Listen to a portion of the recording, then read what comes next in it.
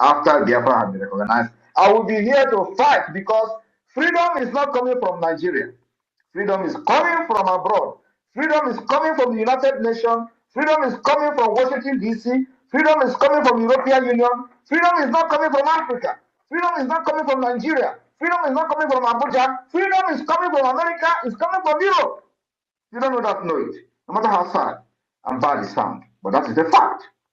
So why should I go to Nigeria where freedom is not coming from? It's coming from here. Thank you very much.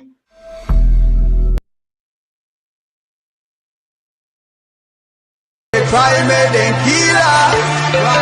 They try me, then stop her. Biafra.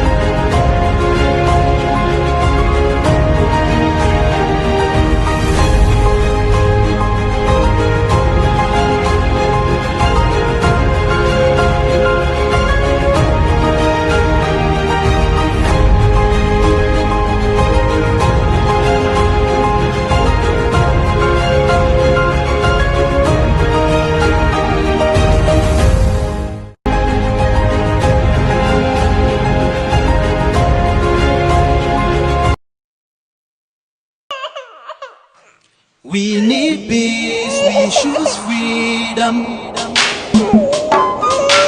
We need peace, we choose freedom.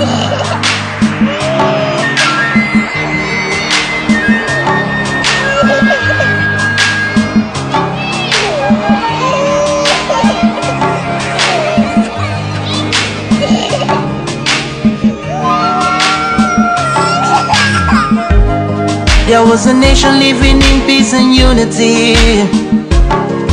Yeah. They are people with love and harmony. Oh, yeah. They saw greatness rise up to its purity.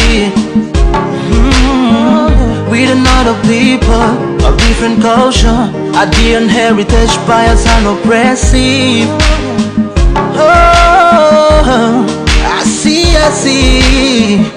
A nation from trigger of Africa, rising with strength and might and power. In due time, nobody gonna praise us. Rather, you all gonna embrace her. With your flag, with your flag, with your flag, with your flag. Oh yeah. Let the tears of our mothers who lost their children be heard. Let the blood of our heroes speak from now till forever.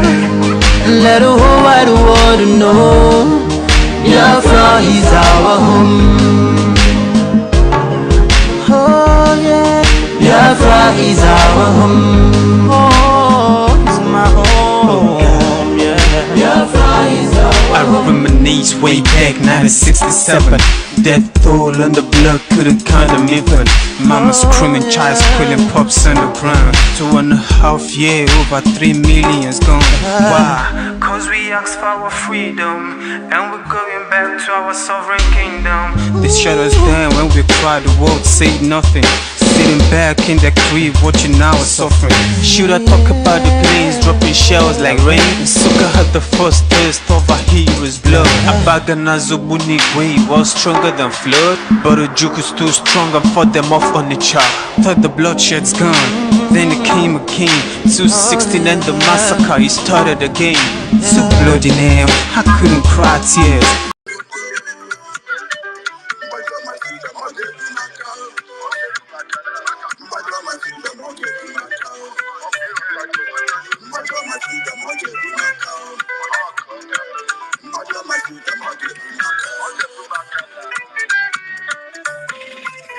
Nigerian government is painful. It's painful. Nigerian government is a killer. Yes, it's killer. Nigerian government is murderer. Sure, they are murderers. Monkey carry money. Python swallow money.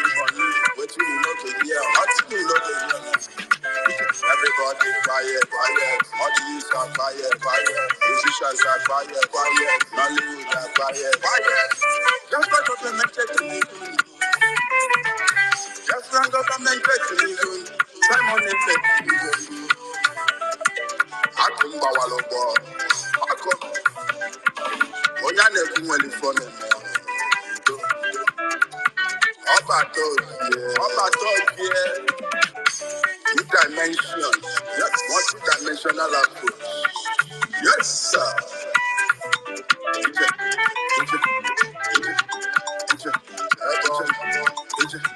Yes, sir. Ebon. Woto, woto. Ebon. Kupapa, kupapa. Woto, woto. Woto, woto. Ebon. Kupapa. Woto, woto. Mbajo my freedom, monkey, pimaka. Mbajo my freedom, monkey, pimaka. Mbajo my freedom, monkey, pimaka. Mbajo my freedom, monkey, pimaka.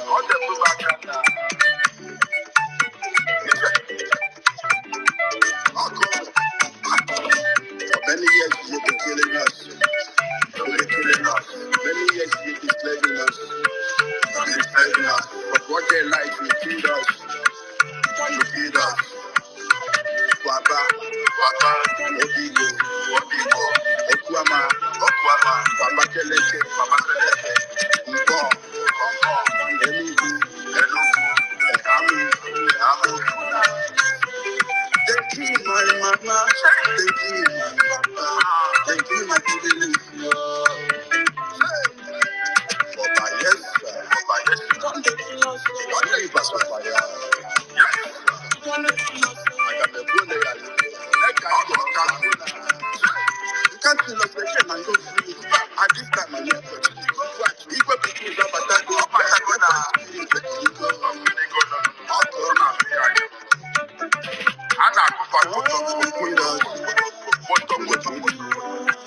You the pushers, you the pushers, you the fighters, you the fighters.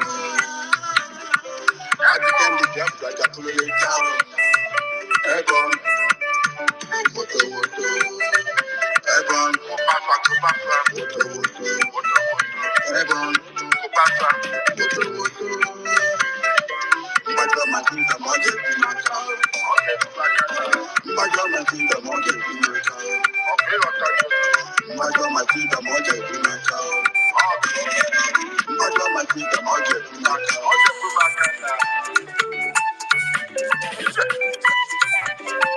Nigeria government. Let's just go. Yes, we are never go. Yes, we are never go.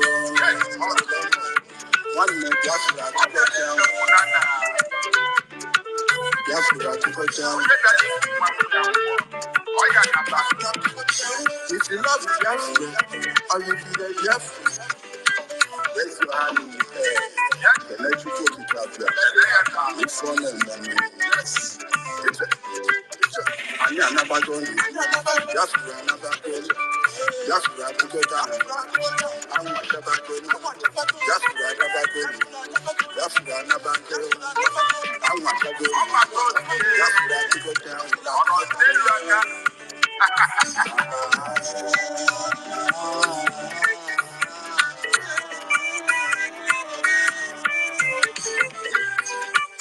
I cannot get that. You never can lie well enough. Yes, sir. Salute.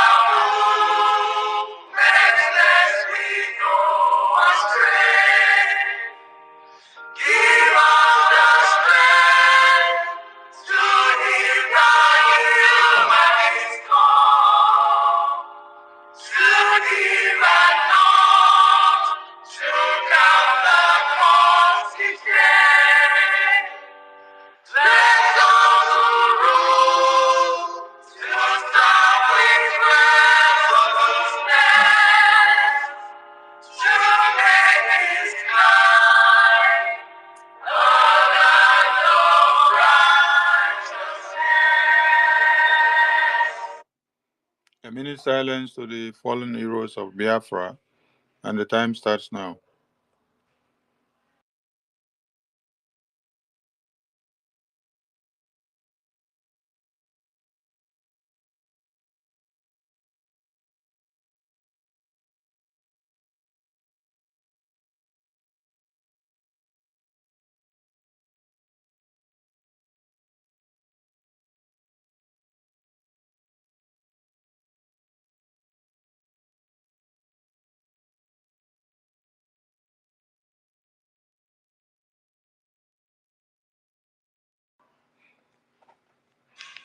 We mourn our heroes past and celebrate them as we fight on to declare Biafra. The spirits of those that have passed on will continue to embolden those fighting on to restore Biafra, defend it, and keep it. He say. The BDF anthem, please.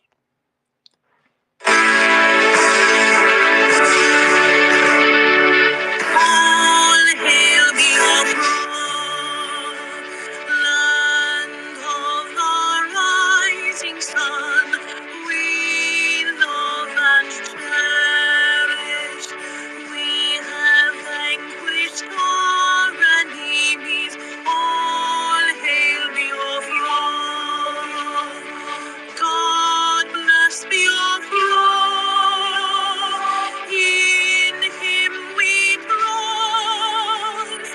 Shout it, sing it, all hail the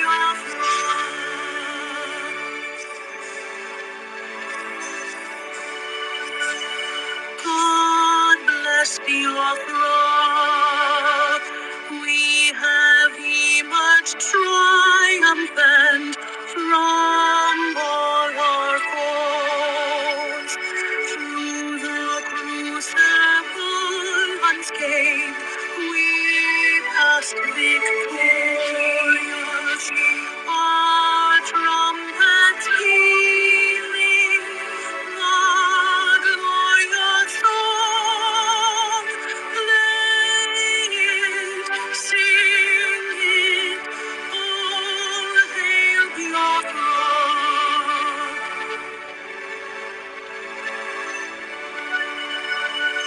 Oh, hail Biafra. We shall always remember all that perished in the struggle for our freedom. All hail our heroes. Our precious faithful, day and night, save them always. All hail Biafra.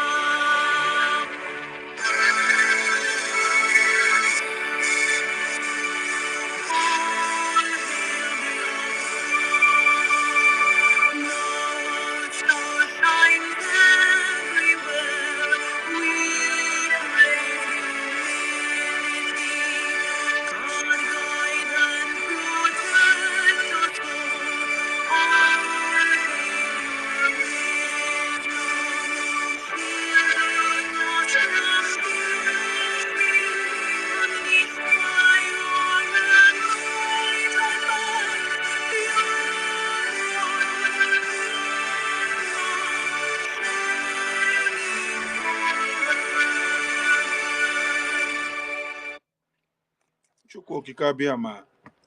Thank God for making us to be triumphant amongst all our foes in the Zoological Republic of the Animal Kingdom. The good guy, the Prime Minister, the Obato Obie, the light and the hope to the Biafran people, the Commander-in-Chief of the Armed Forces of Biafra made all this possible. Without him in the pace, Biafran dead bodies would have been stockpiled on a daily basis. Join me as I welcome the Prime Minister to the stage as he unveils the Nigerian funeral as we go very close to the restoration of the independence of the United States of Biafra in Helsinki, in Lati, Finland, come December 2nd. Prime Minister Biafrans awaits you to speak. They were from here.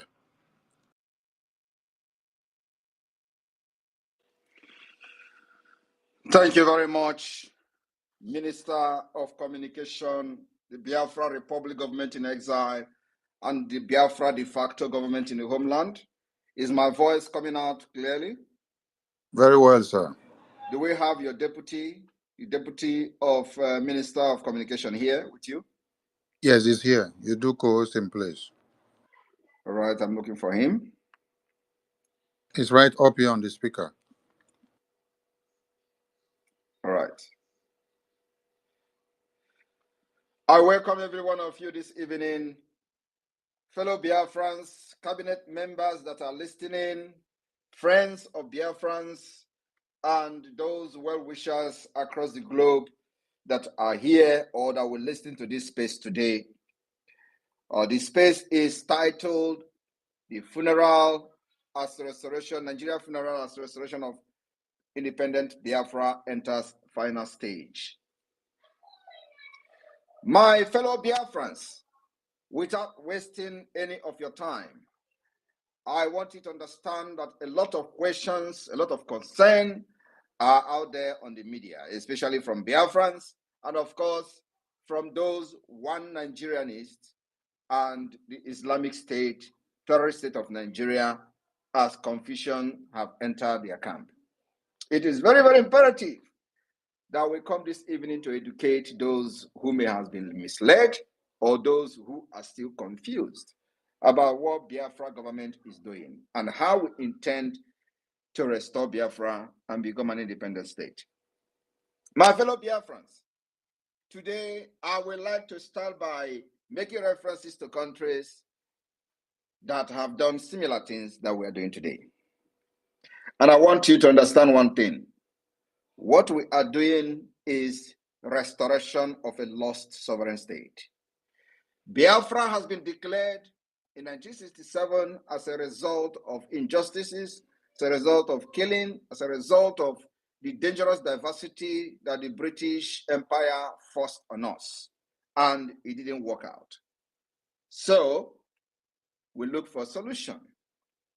The solution was discussed in Abori, at Abori in Ghana, and the outcome of that discussion gave birth to what is called Abori Accord. Abori Accord was truncated by the same people whose primary purpose was to conquer our land and turn everyone into Islamic State. Upon arrival from Abori, from Ghana to Nigeria, the agreement that was reached, where everybody was happy, was truncated by the same Nigeria under the leadership of Gowon. And they declared war on Biafra. So Biafra needed to defend itself by declaring the independence of Biafra under the leadership of Odumegwu Ojukwu. Just to give you a brief of how far we have come. That led to a genocidal war where Biafra fought against powerful nations of the world. At the end, there was a blockade. Our people did not die because of bullet. They died as a result of blockade through Ambazonia. Today, Ambazonia. So they used Cameroon, and a blockade was enforced, and there was no food coming into Biafra territory. Because then there was no social media. They blocked every media coverage, and nobody knew what was going on. At the end, Cameroon was compensated without the consent of the people using a place called Bakassi. Obasanjo decided that he would fulfill that agreement between Nigeria and Cameroon.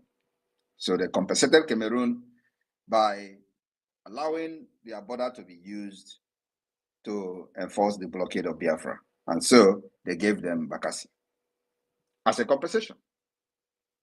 Not knowing that in 2024, a man called Simon Ekpa will be in Finland, waiting for an opportunity to deal with Nigeria and restore this sovereign state for the best interest of Biafra people, those survival of that genocidal war. Today it is happening. My fellow Biafrans and friends that are listening this evening, I want you to understand that the reason we are doing what we are doing today in exile is because of the terrorism of the Nigeria state. Nigeria did not and will never give us enabling environment to compete and demonstrate that the people have given them vote of no confidence. So we cannot be on ground to challenge Nigeria.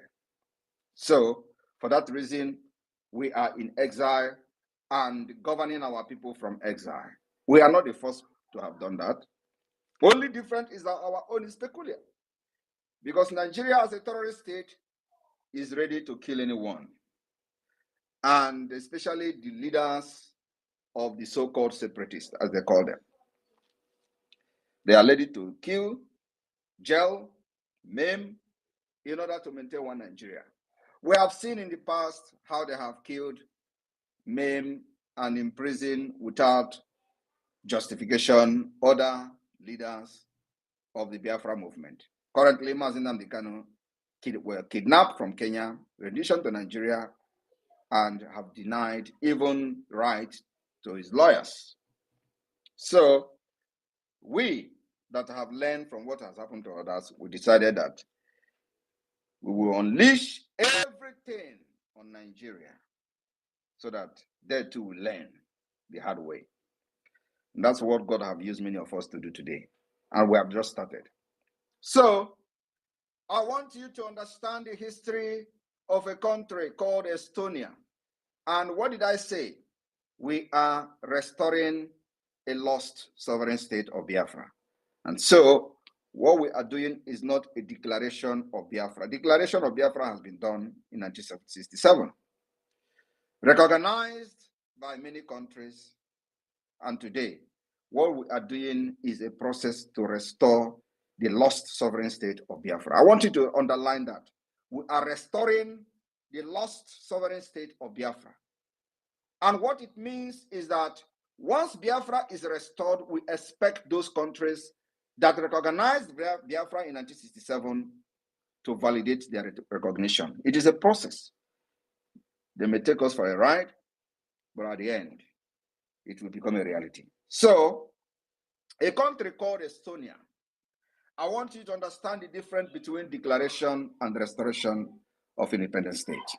We are not declaring independence. Biafra has been declared. We are restoring it. Estonia restoration of independence, legally defined as the restoration of the Republic of Estonia. Estonia is a neighboring country to Finland in the Baltic countries. This country was proclaimed on the 20th of August 1991.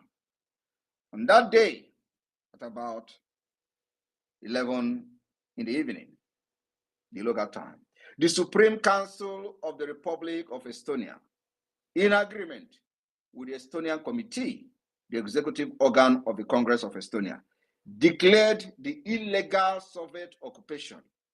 So, in that declaration, it was concluded that Russia, Soviet Union become an illegal occupation, and an annexation of the country terminated. So, and proclaimed the full restoration of independence of Estonia. Underline the word, full restoration. What does that imply? What it means is that Estonia had enjoyed independence before becoming part of the Soviet Union. And so they decided to restore their lost sovereign state. In 1990, on March 30th, 1990, the Supreme Soviet of the Estonian SSR adopted a resolution on the state status of Estonia. The resolution declared that the Soviet occupation of 17 June 1940 did not de jure interrupt the existence of the Republic of Estonia. So which means Estonia has been in existence before the annexation in 1940.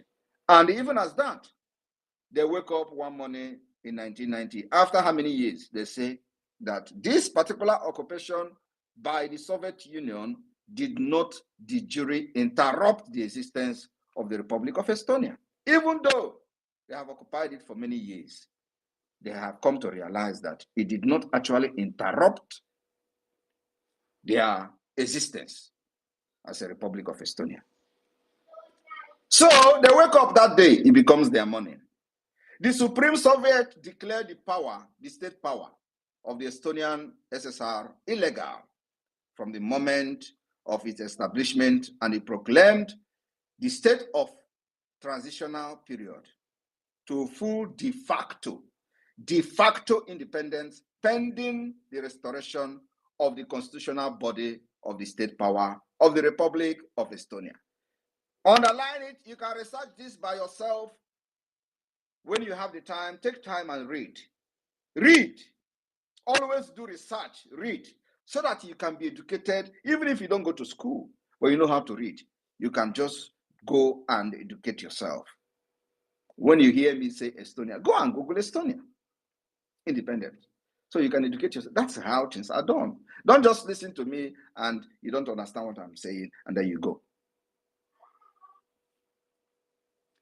The name of the Supreme Soviet is thereafter translated as the Supreme Council. A week later, the law or the principles of the interim order of administration of Estonia was adopted. The way I am explaining this thing today is the way some people will explain Biafra, what we did to exit Nigeria at the end of the day. It will be documented. It has already been documented as I speak.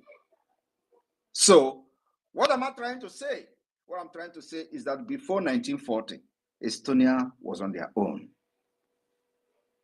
and was annexed to the USSR, the Soviet Union. And in 1990, they wake up one day and they say, they no do again.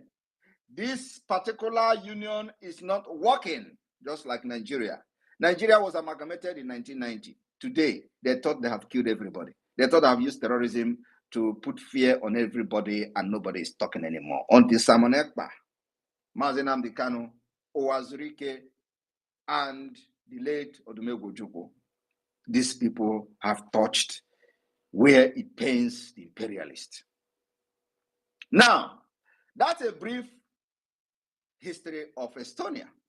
I will not go into their 1991 Soviet coup that led to all this declaration. Now let us go to another neighboring country to Estonia called Latvia. Latvia, as I am saying these names, you can go and educate yourself so that you don't just come and attack Simon Ekpa because other people are attacking me. Those who are working with Nigeria and they are the one accusing me of working with Nigeria, they have set up political party, the IPOB Nigeria Limited Criminals, and then they are saying Simon Ekpa is working for Nigeria government, but they are setting up a political party. They will come and deny it too. They will come and tell you it's a lie, it's a lie. It is not a lie. BRGIE is the one supervising it. And they have actually approached our Navy. They approached our Navy and was trying to convince our Navy that, oh, why can't, they want to send Biafra army into exile. You people can accommodate them in Bakassi so they can send them to exile. We don't know what is going on. I said to the person, Chineke Pogoko, tell that idiot, I am with you, charge. Latvia independence. Days of restoration. I want you to underline the word restoration of Latvia independence. It did not emphasize on declaration, but restoration, which means Latvia has actually existed before they joined the Soviet Union. This is a Latvian national holiday, an event being celebrated annually on every May, 4th of May. It marks like other Baltic republics because all these countries are in the Baltic. The restoration of the Latvian Republic Declaration by the Supreme Soviet of the Latvian SSR on the May 4th, 1990. This was the official declaration of the restoration of independence and the actual one that brought the international recognition. They say the actual one, which means there has been a lot of attempted declaration, there have been a lot of attempted freedom. But they say this particular May 4th of 1990 was the actual declaration of the restoration of independence that actually brought recognition to the Latvia. And I want you to Google Latvia population. Now, the reason I'm making this is just for you to underline the word restoration. And that's what Biafra government in exile and in the homeland are doing in 2024. Now, fast forward to the international law. I want us to go to the international law, what we're doing. And I would like to make reference to the Montevideo Convention. Montevideo Convention on the Rights and Duties of State. How to recognize and what criteria you have to attain to be recognized as a state. This particular foundation the Biafra government has laid, and we have done the best than any other state has ever done. And I want you people to understand that when we are doing this, they will say, oh, Wazirike made a passport. Under which structure? Under which constitution? Under which instrument? Under which platform? Where is the structure of government of Wazirike? Where is the structure? Where is the government that Wazirike is releasing? Because that's what they do. They say, oh, Wazirike have done it. He released passport. He released a number plate. We are not doing the same. Now, you can print passport. You can print passport. You can print ID card. You can print a number plate. It doesn't make you a nation. It does not qualify you to be recognized under Montevideo Convention. Now, let me tell you what is different between us and Wazirike and the IPOB Nigeria that never fought for Biafra other than political pressure group. Until today, the difference is that we took our time to institute the internationally recognized way to be recognized as a state. Montevideo Convention, Article 1. Article 1 of the Montevideo Convention states, the state as a person of international law should possess the following qualifications. A, permanent population. I want you to now check every other group that has ever fought for Biafra. Have they ever defined the population of Biafra? 1. Article 1 of the Montevideo Convention under international law to be recognized as a state. Article 1 states that the qualification for you to be recognized as a state, you must possess a permanent population. Biafra government have done that through the registration of database and the self-referendum that is still ongoing. We have been able to debunk the lies of our population. You can imagine where over 50 million has already voted. How many are we? How many are we? You can't tell how many Biafrans are in Nigeria. Everything is estimation, including the population of Nigeria. Nobody knows. It's estimated 200 million, estimated to 30 million, estimated every year. They will estimate. That is not exact because there is no data. Biafra government in exile and the homeland has attempted to prove the data of Biafra. And today we have something very, very tangible and fact. Now, B, a defined territory. For you to be recognized as a state, you must have a defined territory. And I want to put it to you since 1976, 1967 to 70, to 76 to 83, to until 1999, that the resurgence of Biafra struggle under Wazirike, nobody has ever brought up map of Biafra, a defined map of Biafra. a defined territory of Biafra until this government of Biafra of today, under the leadership of Simon Ekpa, we have defined our territory, and we will have 40 United States of Biafra, well designed and explained.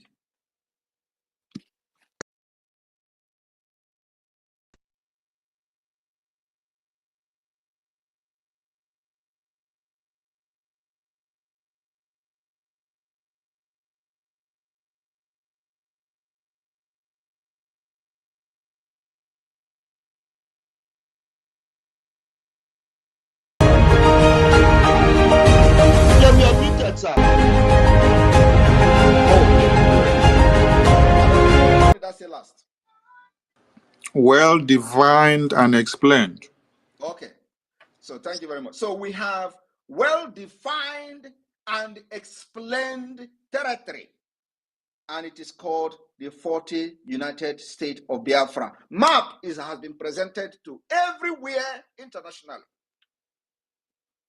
Now, if you do not have these things in place, what are you printing passport for?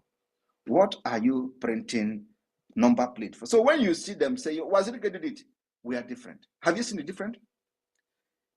Under what platform, under which institution will anybody print passport without meeting this criteria under international law? I'm telling you, international law, not law of Africa. Now, number C, a government, for you to be recognized under international law as a state, you must have a government. That is number C under Article 1. Today, Biafra is not an organization.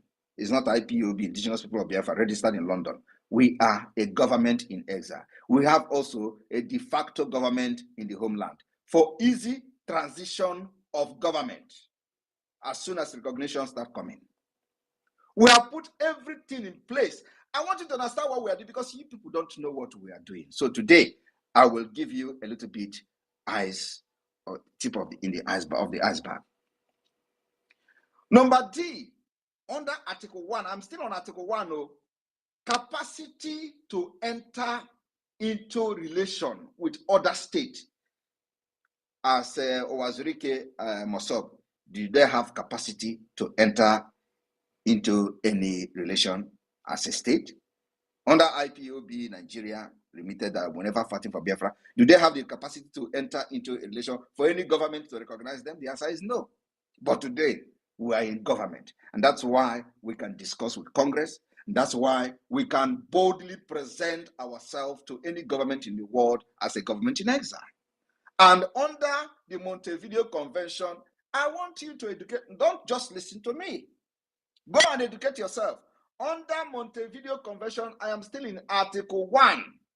Article 1 has A, B, C, D. And I am now explaining the D. The D says that you, as a state, must demonstrate that you have a capacity to enter into relation with other states. That's what Biafra government has demonstrated by opening liaison offices all over the world. Not only that, representing Biafra people, coming to their aid whenever the need arises, and again, unveiling and defending Biafra land using the Biafra Defense Forces. Under the Biafra Defense Forces, you have Biafra Liberation Army, Biafra Resistance Fighters, Biafra Navy, and what have you. Many more. Police is coming. That is the difference between us and every other Biafra group that has ever made any noise anywhere. So when they tell you Simon Ekpa is unveiling national ID card, Wazirika have done it, tell them the difference. When they tell you, oh, Simon Ekpa want to launch a passport, Wazirika did it, this is what, tell them the difference. The difference is that we are in a government, and under international law, ours are recognized. Wazirika is not a government. Wazirika is just an organization who don't know what he was doing. He has no structure. He has no institution of the government in place. He has nothing. So he was just shouting Biafra, Biafra, and he used it to make fortune under Nigeria state. And you can see that yourself. I'm not here to attack him. He has done a very good job, because it is through his platform that Mazinam became come on board. It is through that platform that the Biafra government is here. So it is a betting, a race, a relay race you run and give, and now we're in the final leg, and I'm going to be the final one. I will hand over freedom to Biafra people. Now, let us go to Article 2 of the Montevideo Convention. The federal state shall constitute a sole person in the eye of international law. This is what we have done. Perfectly perfecto, without no mistake. I am still in the Montevideo Convention. The political existence on Article 3, the political existence of the state is independent of recognition by other states. Even before recognition, the state has the right to define its integrity and independence, to provide for its conservation and prosperity, and consequently to organize itself as it sees fit, to legislate upon its interests, administers its services, and to define the jurisdiction and the competence of its courts. The existence of this right has no other limitation than the exercise of the right of other states in accordance with international law. I want you to understand that exactly what the Biafra government have done perfectly well, because we come with template. We did not just come to make noise. We did not just come to do try and lock. I told you people, it is not about this Montevideo Convention that but I'm just telling you, I just want you to understand, it is beyond this. It is beyond this. And that's why nobody knows what is hitting Nigeria today, including Nigeria themselves. Because I came to this struggle or liberation prepared. Now, I want us to go to Article 6 of the Montevideo Convention. And so that when you are talking as somebody supporting the Biafra government, you will talk like a sensible person. That we are never the same with everything they have seen in the past.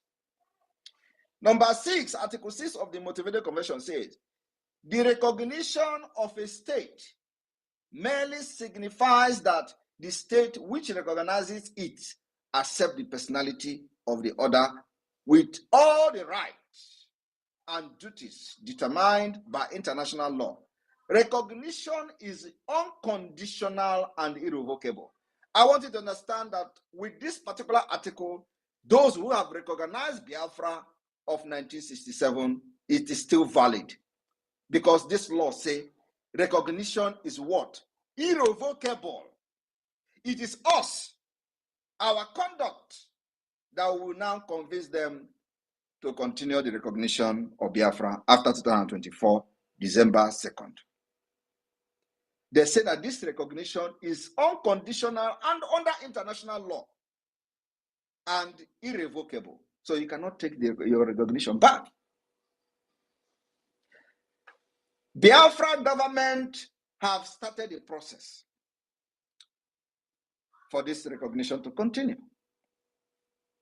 We have been able to delegitimize Nigeria, which the process is going to take a very long time. It is still ongoing. The sit at home is part of the delegitimization of Nigeria. When they tell you that people are suffering in Biafra, you think that they actually care because people are suffering? The answer is no. They don't care shit about you. Sorry about my language. They don't care. These people don't care if you die. How many people have died in northern Nigeria? Do they care? Are they not human beings? Are they not Nigerians again? Do you see them showing any concern? The answer is no. They share concern in the southeast. Oh, people are dying for sit at home. No! They actually understand the consequences of the sit at home as a vote of no confidence and as a loss of territory and legitimacy to the Biafra people. That's what they are shouting about. Not because of you. The people that they threaten to lock your shop if you don't open, does that show care? So what sense does it make? If you did not open your shop, we are going to lock it. So is that how to show you love? That you must open your shop, otherwise they are going to lock it. They are actually threatening you, doing the thing they are accusing Biafra of doing. So if you do not open your shop, we are going to lock it. And if you open one and you do not open, they will lock it for 1 month. You will never, they will see your shop forever and you will not sell again. Does that show you that they actually love you? So if somebody who actually cared that you are not going to shop to make money, Is it by locking it up if you don't go? The answer is no, because they never care. They only care about restoring this particular integrity they have lost to the Biafra government. That's all. Let us look at number 10, Article 10 of the Montevideo Convention. Article 10 says, the primary interest of state is the conservation of peace. Differences of any nature which arises between them should be settled by recognized specific method. This is what Biafra government has done, and we are bringing this to the table by making sure we recognize any differences that arise between us, and we settle it by a recognized specific method. Now tell me, what differences has Nigeria solved in the past 100 years? Nothing. They fuel ethnic differences, they fuel anarchy, animosity, they fuel ethnic cleansing, they sponsor terrorism, jihad against Christians, we Christians. They kill us, they burn our villages, kill our women and children, and they have never ever settled any differences of any kind. We are bringing a solution to that under Biafra government. My fellow Biafrans, I want you to understand that in this convention, we are going to unveil a lot of things in order to solidify the Biafra government. We will do wonders, including the unveiling of the Biafra currency, Ejema. Ejema will be unveiled. The constitution amended will be unveiled, voted for and adopted in Finland. And why this is happening in Finland is because of the terrorist state of Nigeria that will never give us the enabling environment to challenge them in our homeland. So we challenge them from exile. And from exile, we will begin to fight for the recognition of Biafra using every international instrument available to us. And that particular international instrument available to us is not limited to our lobbying different groups, state, government, policy makers, decision makers, government officials, from the State Department to Congress to American Intelligence Agency, to all of them, because once they follow us, others follow them. The secret you don't know is what I didn't tell you. My fellow Biafrans, in Finland, everything will happen. And today, we've had everything that is needed to make this a reality. So I've just come this evening to let you understand the difference between us and them. And like I said, many propaganda will come. Stand firm. Stand firm. Do not panic. Do not move an inch, for the time to go home has come.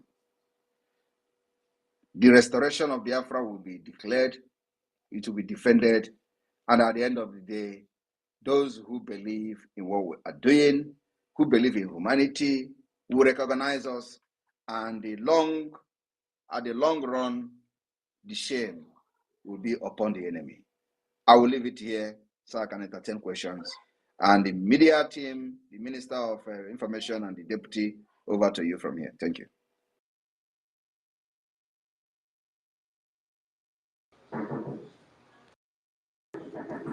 Minister Jerry, over to you. Oh, thank you, my able senior information minister, and we appreciate you, our PM. Thank you so much, His Excellency. Please, fellow Biafrans, as you have all listened to the PM, you will now agree that Nigeria has expiring dates. Minister Jerry, we can't hear you from here. Greetings to all Biafrans. As you pick the mic, please go straight to the point. Minister Jare, if you have network issue, you can come down and then come up again. Okay, I'll do that, Trustee. Yes, we give the mic to Minister Success. Over to you. Good evening, fellow Biafrans, whether you are listening or spacing from across the entirety of the globe. I say, may Chukwu Okike Abiyama bless you. For you not to have given yourself to these idiots who seek to devour the flesh of Biafrans using some instruments of Nigerian states. In 2022, during the campaign, they used Peter Obi, and eventually we countered them and declared no election in Biafran territory. And out of 25 million registered votes, they could not boast of 3 million votes, even with the rigging. So now they have found a new job. They are advertising an online job, advertising online job, and the obedience who failed P2B are hanging on onto those jobs that we're going to sink them in no distance time. So hang on with our prime minister, hang on with the government, hang on with every of our laid down principles. It is Biafra or Biafra. There is nothing else. There is no option other than this. So thank you and welcome. Prime Minister, good evening, sir. And I want to emphasize on Article 3 of this very convention, this Montevideo Convention. Article 3. He said the political existence of the states is independent of recognition by other states. Full stop. The political existence of the states is independent of recognition by other states. It means that whether other states recognize you or not, let us continue so that I can finish what I want to say. Even before recognition, the state has the right to defend its integrity and independence, to provide for itself conversation and prosperity, and consequently to recognize itself as it seems fit.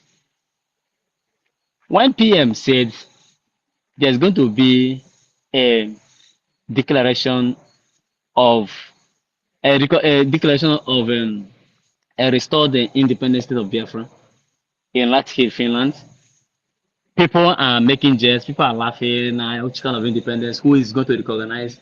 The Article 3 said the political existence of the state is independent, not it depends, is independent of recognition by other states.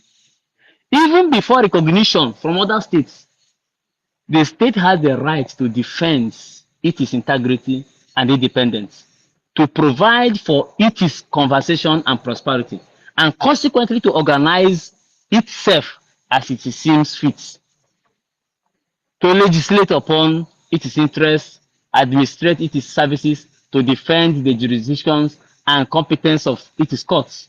The existence of this right has no other limitation than the exercise of the right of other states according to the international law.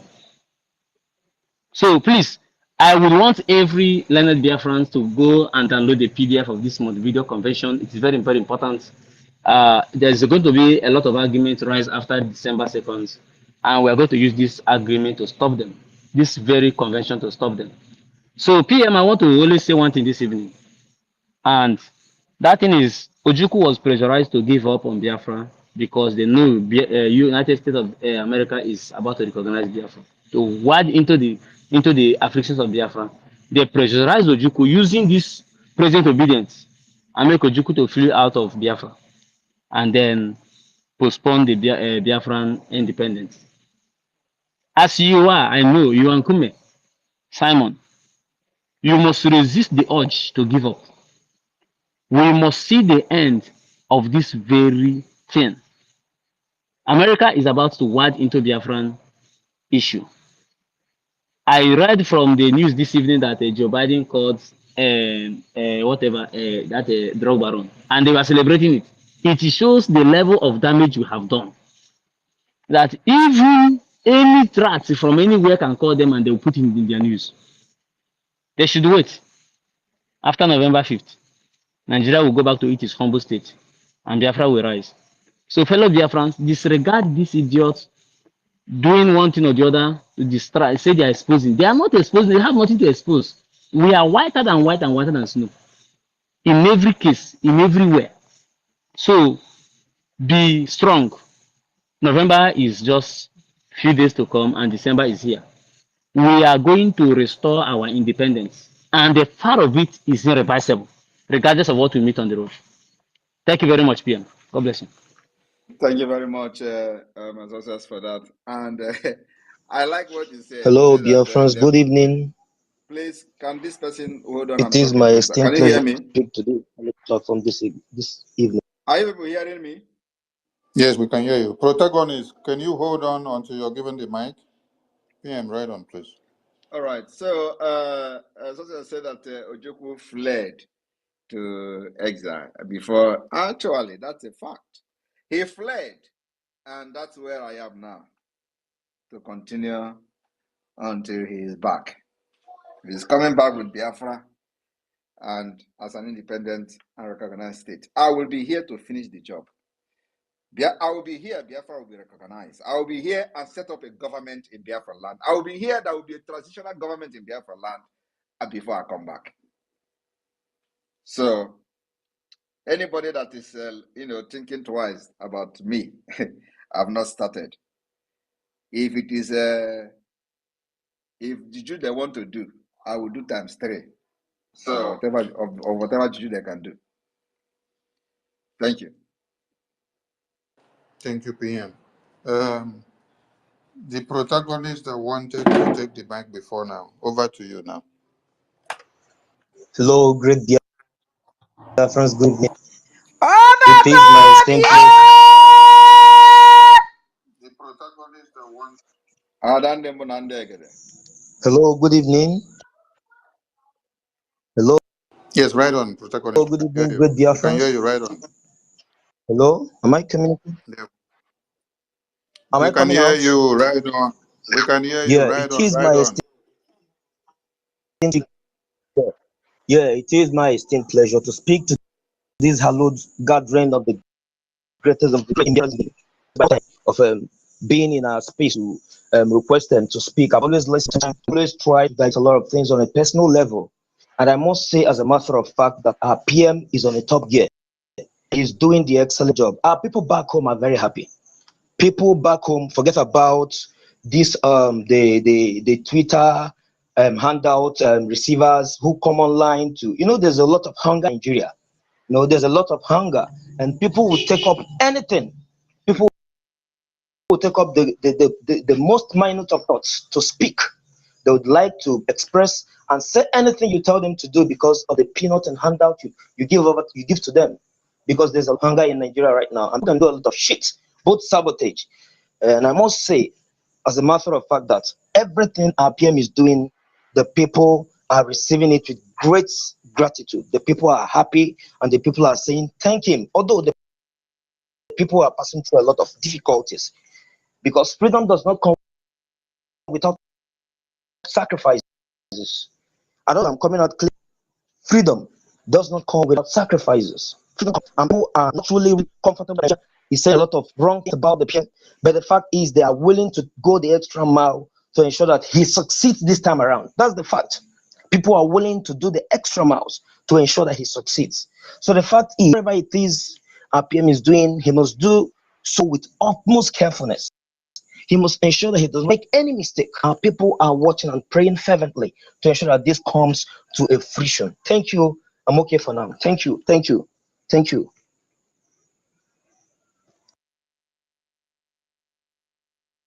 Thank you, protagonist. Adande Mbunande Gede. Are you there?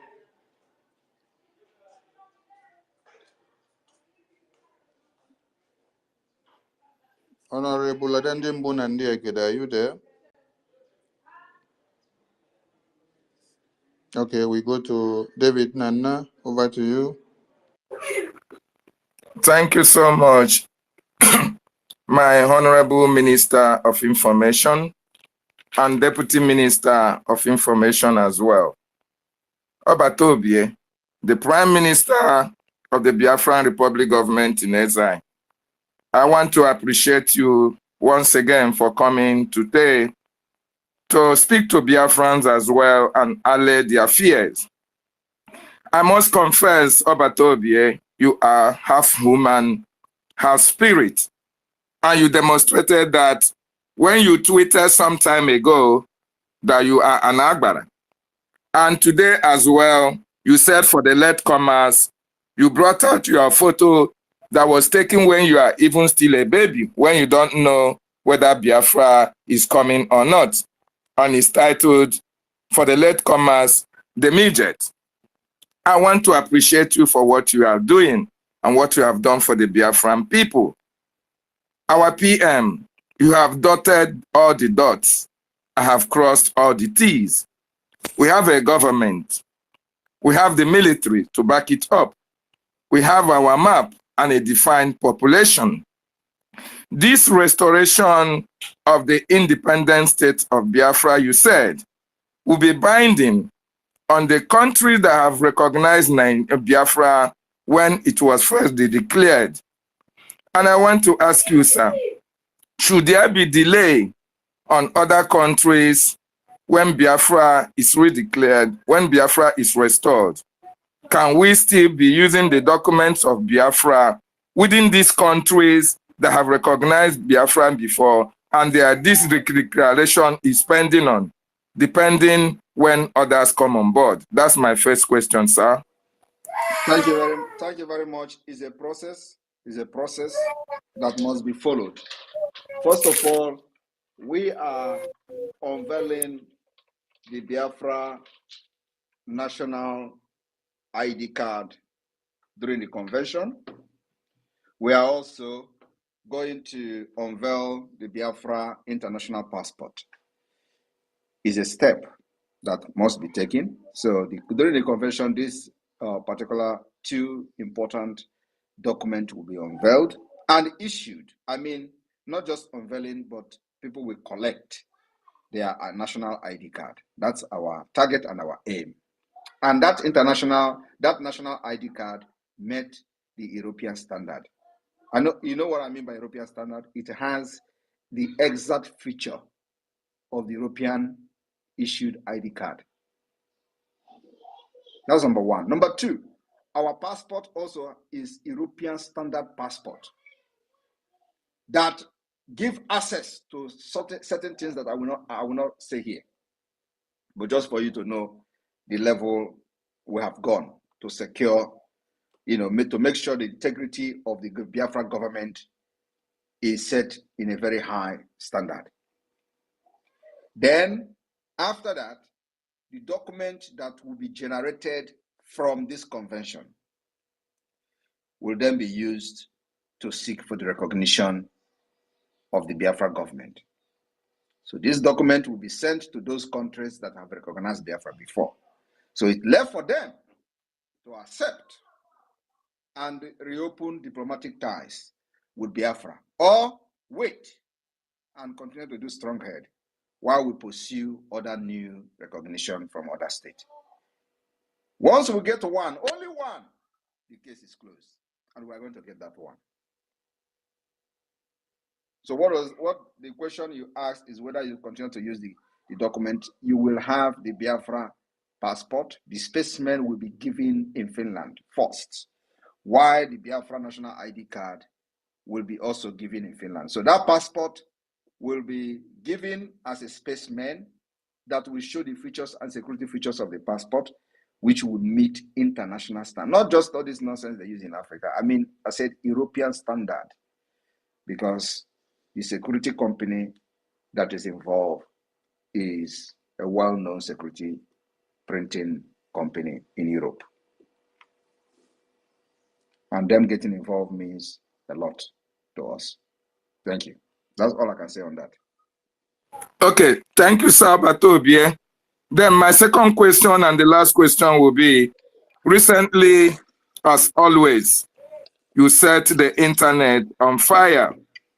by the response to the photoshopped tweet and the response that followed also, which propelled Biafra to another pedestal in this struggle.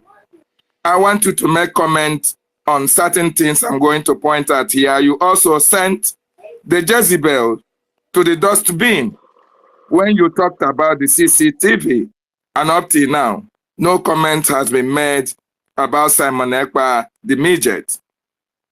You talked also about, which you posted 2 days ago, if not today, the co-founder of Eastern Security Network. I don't know why you are bringing this. You have a reason for also. You said something about the Biafran land coordinator that disobeyed our leader, and you warned him against fighting against our freedom. And he was also killed recently. And the only tweet you made about was that those who have the machine, the cars, can enjoy their Christmas with it. Obatobie, you also made mention of IPOB political wing. You gave us updates about these things. My Prime Minister, I want to ask you, sir, what do you intend to achieve by this outside distracting these enemies of Biafra? And my question should be, should our leader be released after all this that you have posted and what you have been doing for Biafra up to today? Do you still stand on the, on the condition that you give to them that Mazi Nnamdi Kanu must be brought to Finland? Or when he's taken to Kenya, are you going to accept that? Thank you, sir.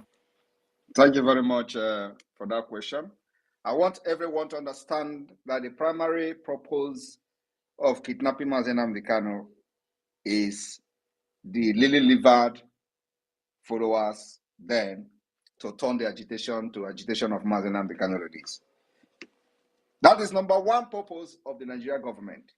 They want to change the agitation to now Mazi Nnamdi Kanu release agitation instead of Biafra. And I made that particular comment from the beginning that that is not going to happen. Now, first of all, I will make sure that the kidnap of Mazi Nnamdi Kanu become useless. And also that it will be the most expensive thing the Nigerian state have done today. Is it not the most expensive? They lose billions of dollars to our seat at home as a result of that. So it has become very expensive. I also said that Mazi Nnamdi Kanu must be released and brought to Finland. I stand on that. But what we are not going to do is to turn the agitation to Mazi Nnamdi Kanu release agitation. That's what they want to do. And many idiots, Nigeria political pressure group called IPOB, it's not like they fall for it because that's exactly who they are. So they want to, some of them who don't even know what is going on, they will come and start attacking Simon Ekpa. We want to declare Biafra. Mazi Nnamdi Kanu is still there. That's exactly what they want them to be doing.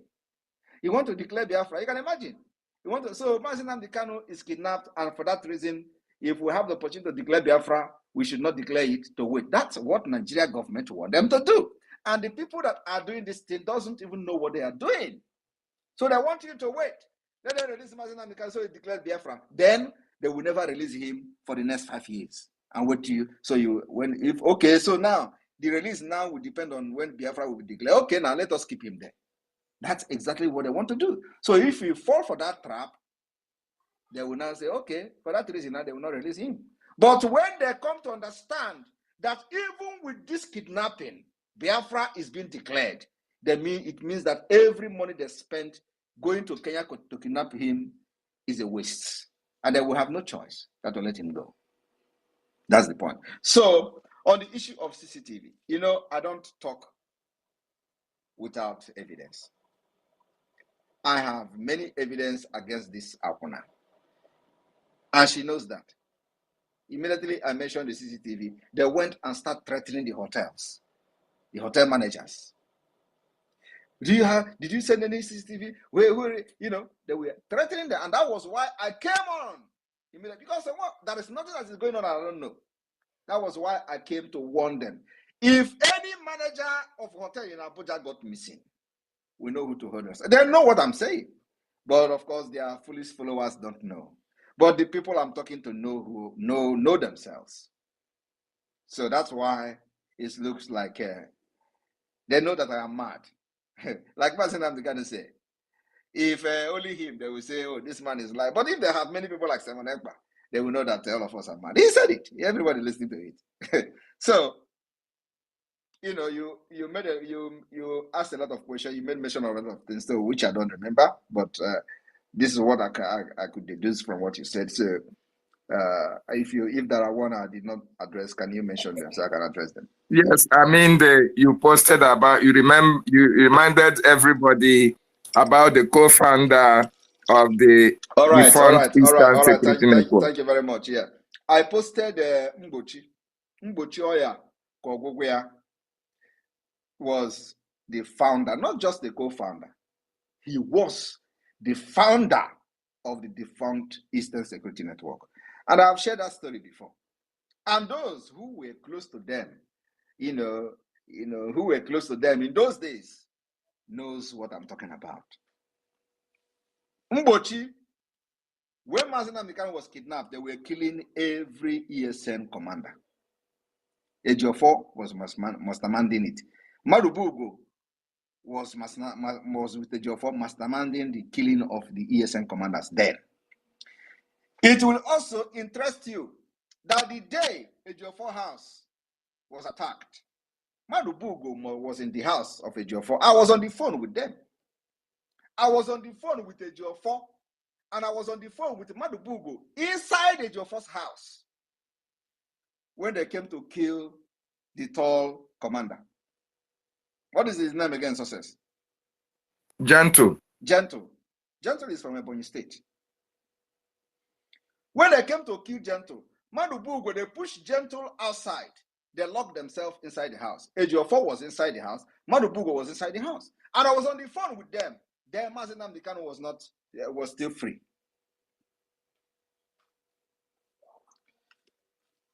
I was on the phone with them till that operation was over.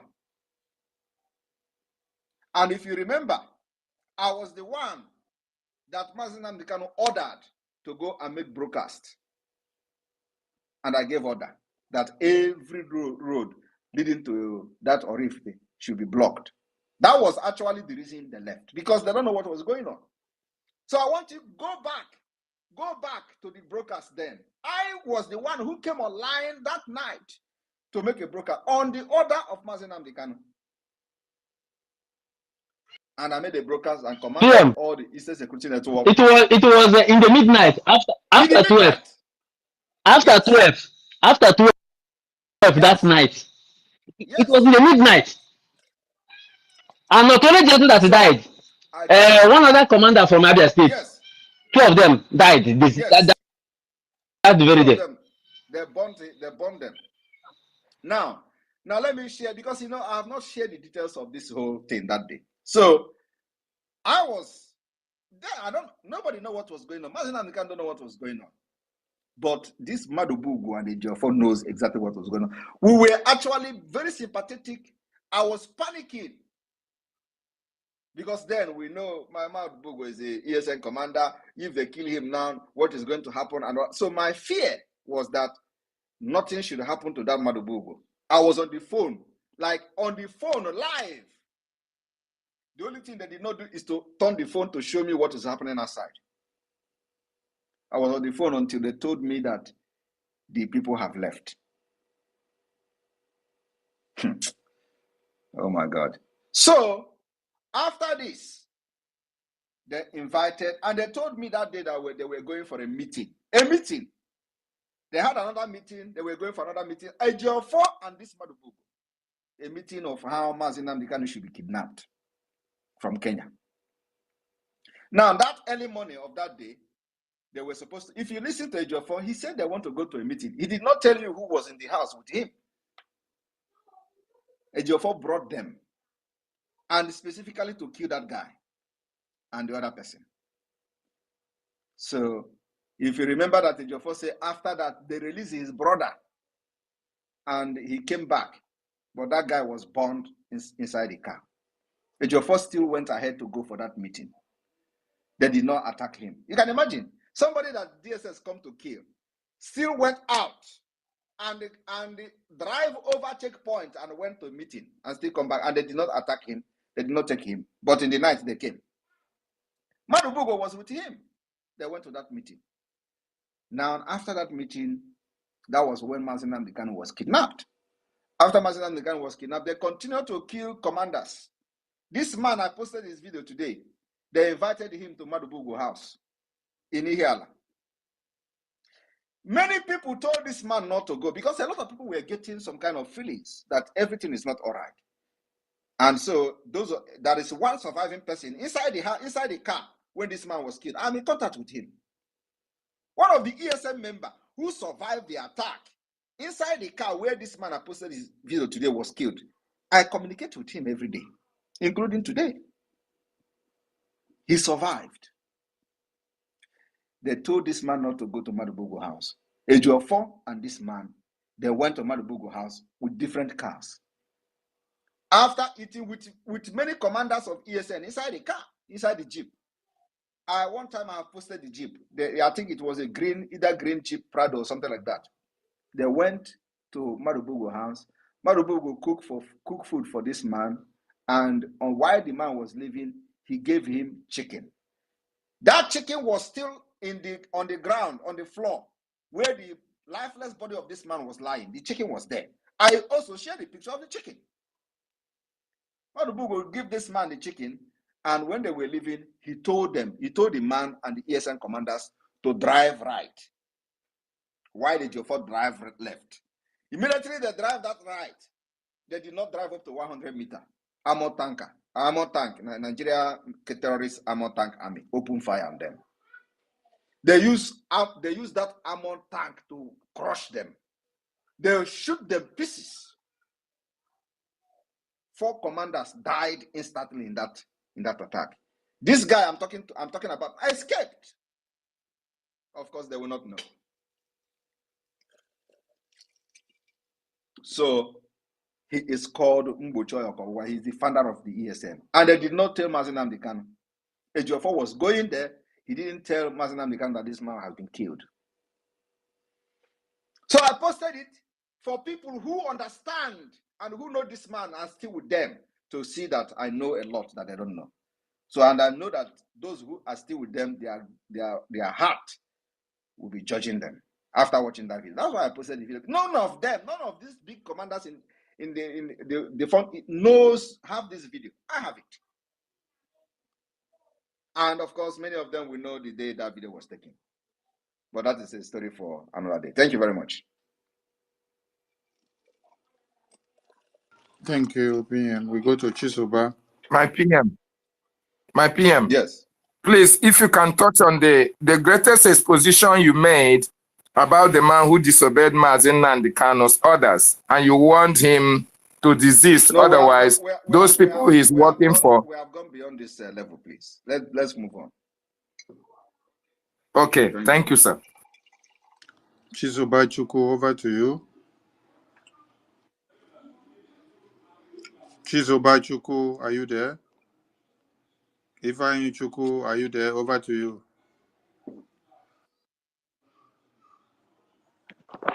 Yes, I'm here. Good evening. Can you hear me? Am I coming out clear?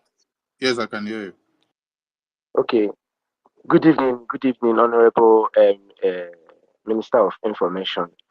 Good evening, my Honorable Prime Minister, the enigma of our time, Obato Obiewan of Biafra land. Good evening. I'm greeting you from homeland. Thank you, Prime Minister. Prime Minister, I have one question for you, and I've been thinking about it for quite a while now. I want to ask, we all know, and we are all prepared and waiting for the declaration of the restoration of independent state of Biafra. I want to ask if people in the homeland, when we will be, be registered to get our ID cards in the homeland. The registration for ID card in the homeland will start, and when it starts, I will let people know. We need to make sure we eradicate Nigeria first. we will make sure that we decimate every presence of Nigeria terrorist state in our land to be able to create enable environment for you people to participate in the registration before that will start. So, and you know what that means? It means that we'll make sure there is no Nigeria police station, there is no Nigeria army barrack, there is no. So this is going to take a lot of time to do, depending on the resources we have. So it is not something that is going to take place immediately.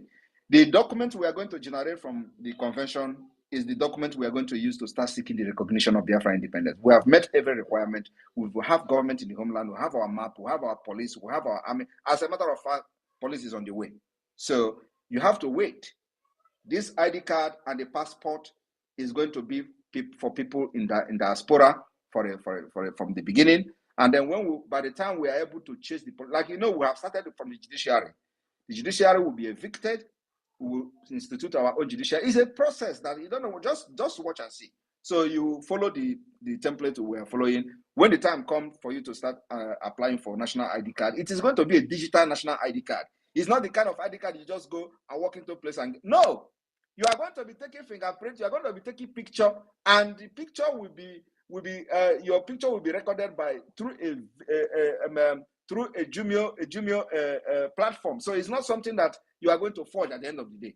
And our passport is going to be European standard e-passport, which will give us access to certain security features. So just wait and see. You are going to be informed when the time for the people in the homeland to apply. But before that time, we will make sure there is no single policeman under Nigeria will be in Biafra land. Thank you.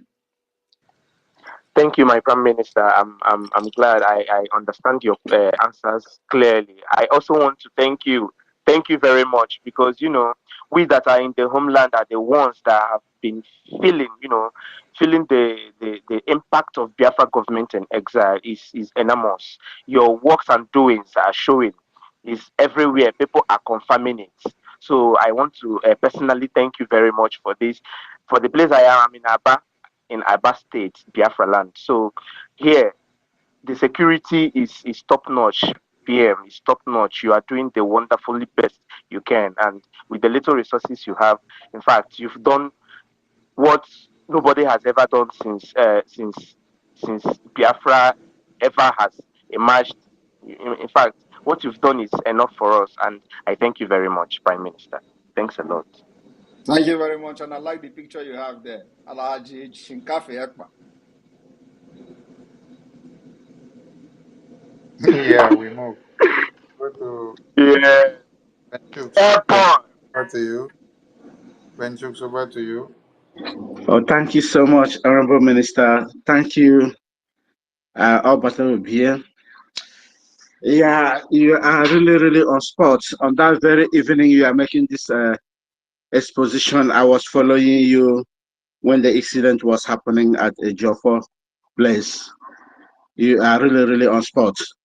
My question tonight to you, our PM, is I had information that they're about to test a little bit water of what happened in the last war to our Biafrans in taxing some money from Biafran people through their accounts.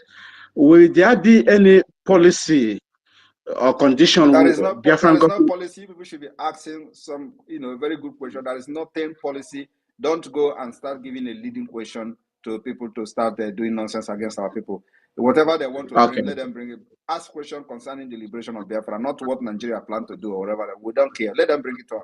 We know how to deal with them. Thank you. Okay. I yield my mic. Thank you so much. Thank you, Honorable 555 Vision. Over to you. Your hand is up. Yeah, thank you so much, my Honorable, the Minister of Information, the Deputy, Vam. We greet you so much, His Excellency, the United States of Biafra, the Prime Minister of the United States of Biafra. May God Almighty continue to bless you. The Prime Minister has made the life of the Biafrans, the life of the Igbos, to regain value. I mean, to regain value.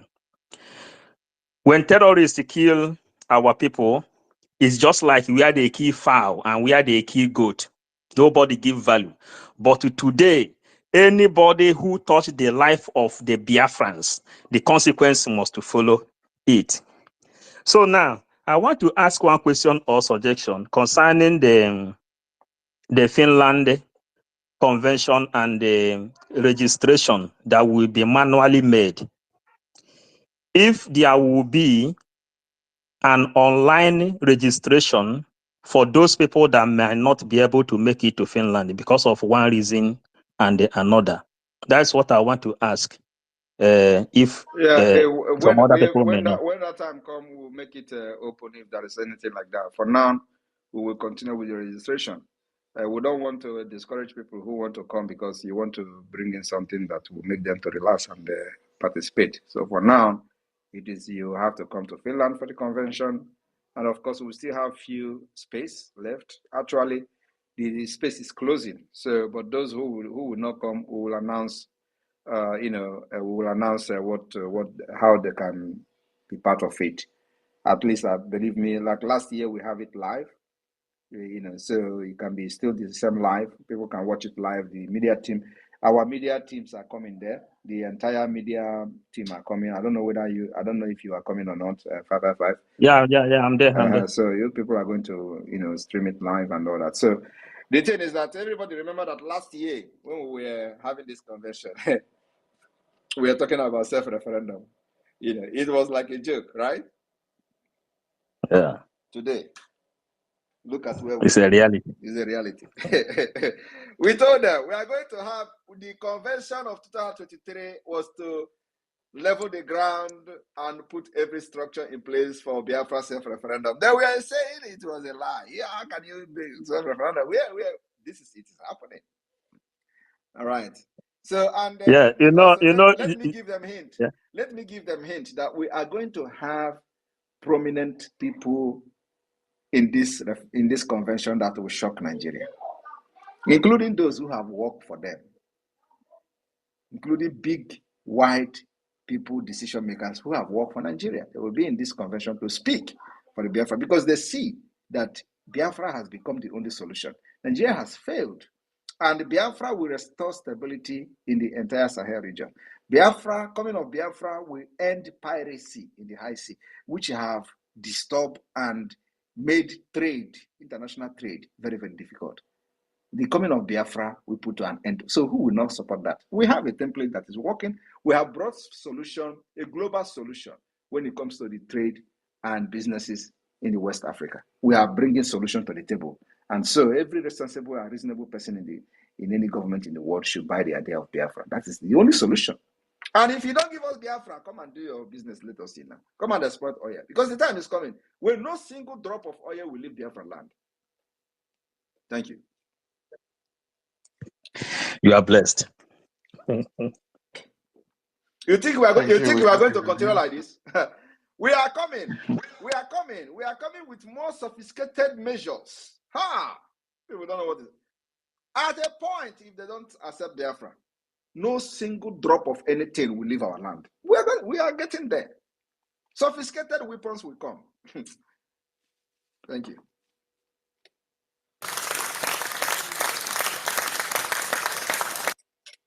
Yes, Jaja God, over to you. It's your time.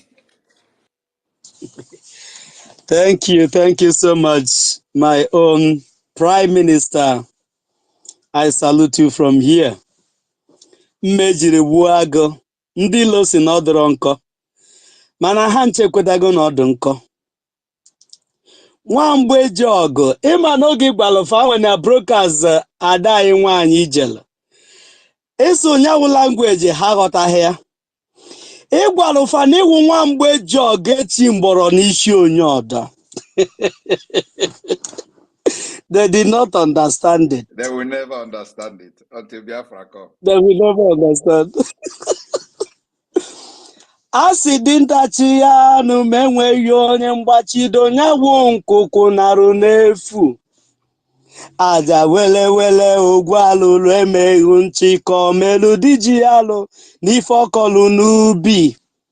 aja wele wele onye zere ibu mbụ n'obi Simon Ekpa na ozi ekene ka m jiri bịa aja wele wele.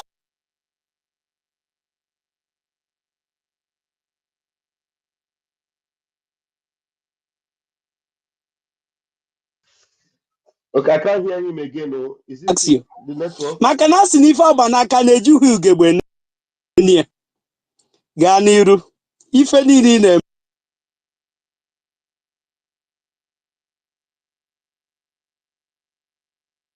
Dalo, my Minister of Information, I salute you, and the Deputy, I throw my greetings. Thank you so much. Thank you, Jaja Godson. We go to Rage Fury. Over to you.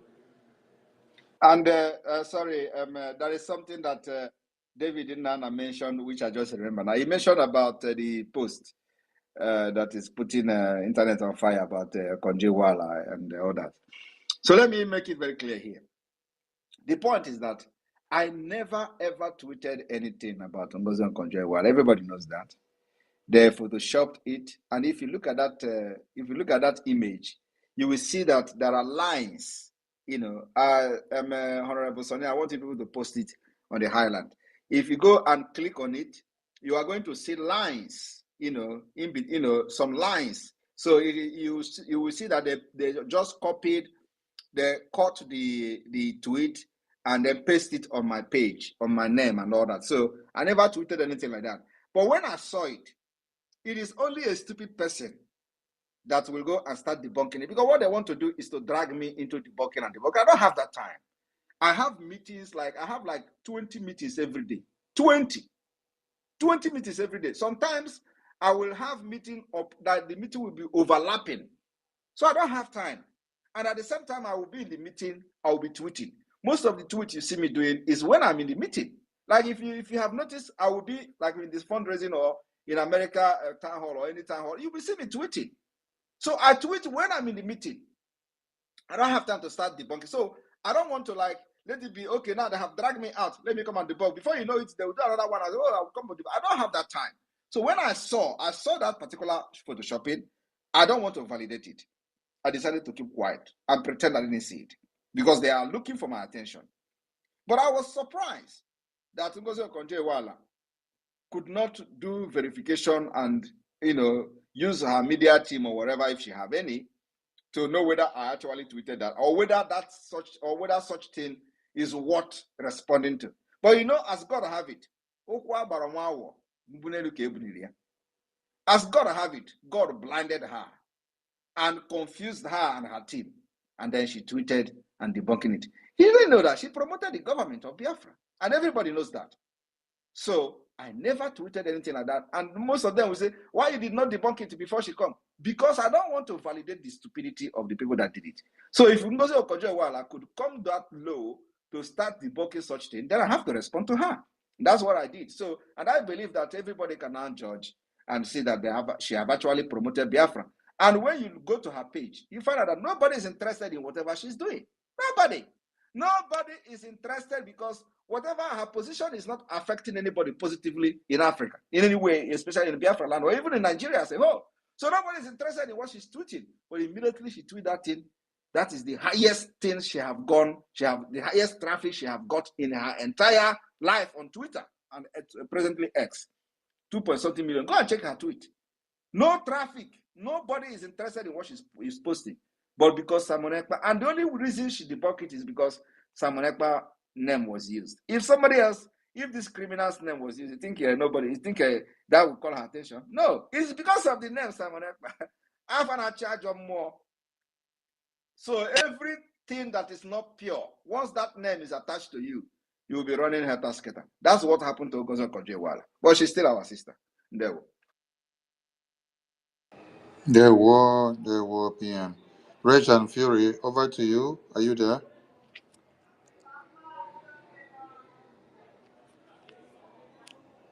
Rage and Fury, are you speaking? I can't hear you.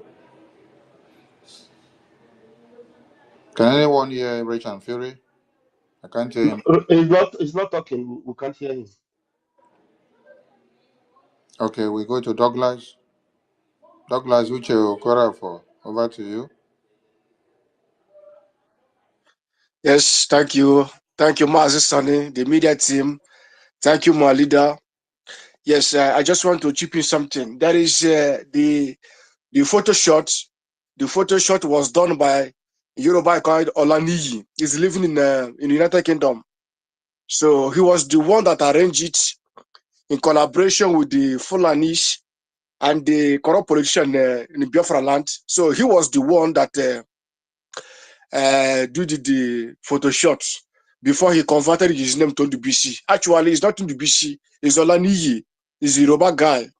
So our people must understand we have a lot of enemies on ground. So when this kind of thing happen, you need to do research before you comment. So I thank you, my leader, my media team. I thank everybody. Thank you, Douglas. They should continue because, like the Prime Minister said, every negative attempt you want to make against the Biafran government will end up becoming a positive awareness. We go to Chukuma Eze. Over to you.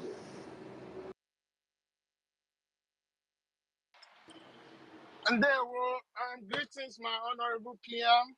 I want to appreciate you for what you are doing. Thank you so much. I can say this is why I really feeling it. And also to those elites who are working for Biafra, who are from Biafra and extract, and they cannot say that they are not seeing what has happened. But we thank you for what you're doing. So my question is very short and simple. So just as we are preparing the exodus now to get into Biafra,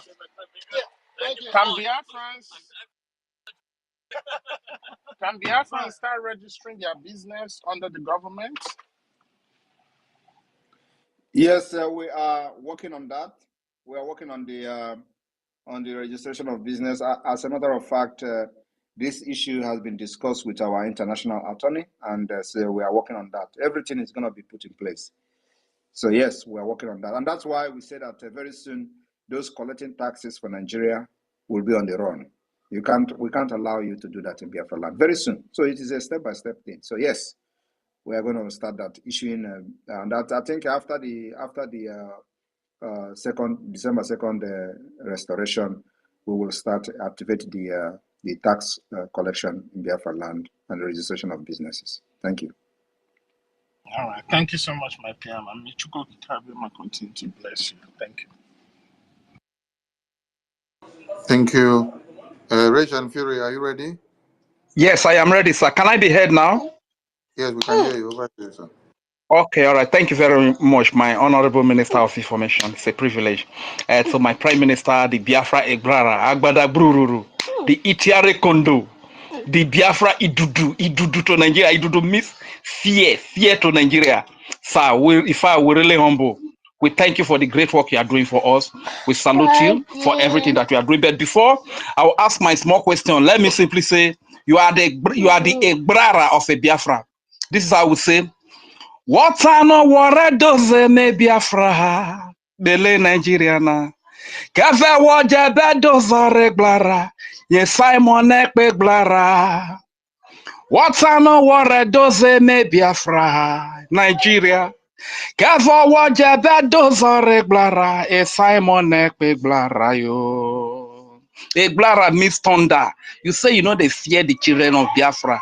Why you they fear thunder when thunder strike? Simon Ekpa is thunder. Thank you very much, my Prime Minister. My small question is this.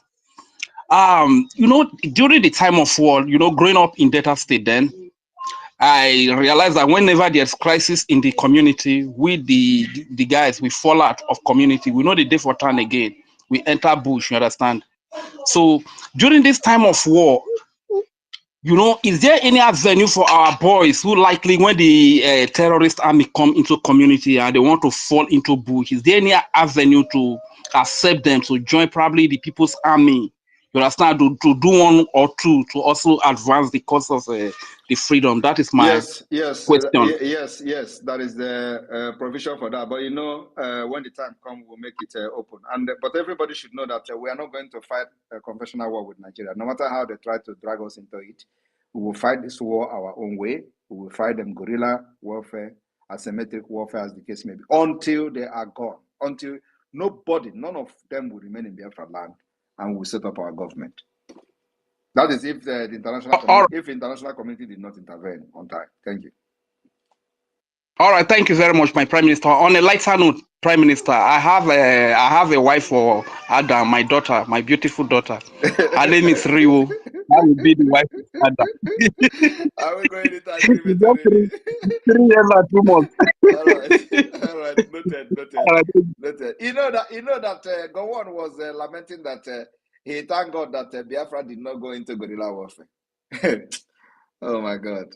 During that time, during the war, because he knows what was going on in the United States, in the U.S. Department of State, that the U.S. was turning to Biafra. But Ojukwu and his group did not know anything that was good because they have nobody to speak for them in the U.S. Those people they sent to speak for them in the U.S. collected money from the Nigerian government and betrayed the struggle, according to the story. So Gowon was aware because he has a representation in the U.S. And so he said he thanked God that Biafra did not go into, because if they have gone into guerrilla warfare, by now you will be a Biafran. You will be in a Biafra nation, not in Nigeria. But it is still not. God knows best. God knows that Simon Ekpa is going to come to this world, and Simon Ekpa will be the one that will get this Biafra at all costs. At all costs. And we are making this history together. Thank you. Thank you, PM. EFCO. EFCO, please. Yeah. Mazi, can you hear me? Okay. Yes, I can hear Yeah. you. Over to you. Yes. I wanted to say something about the app they used to do that their Photoshop. Someone sent it to me, and I actually tried it. It worked.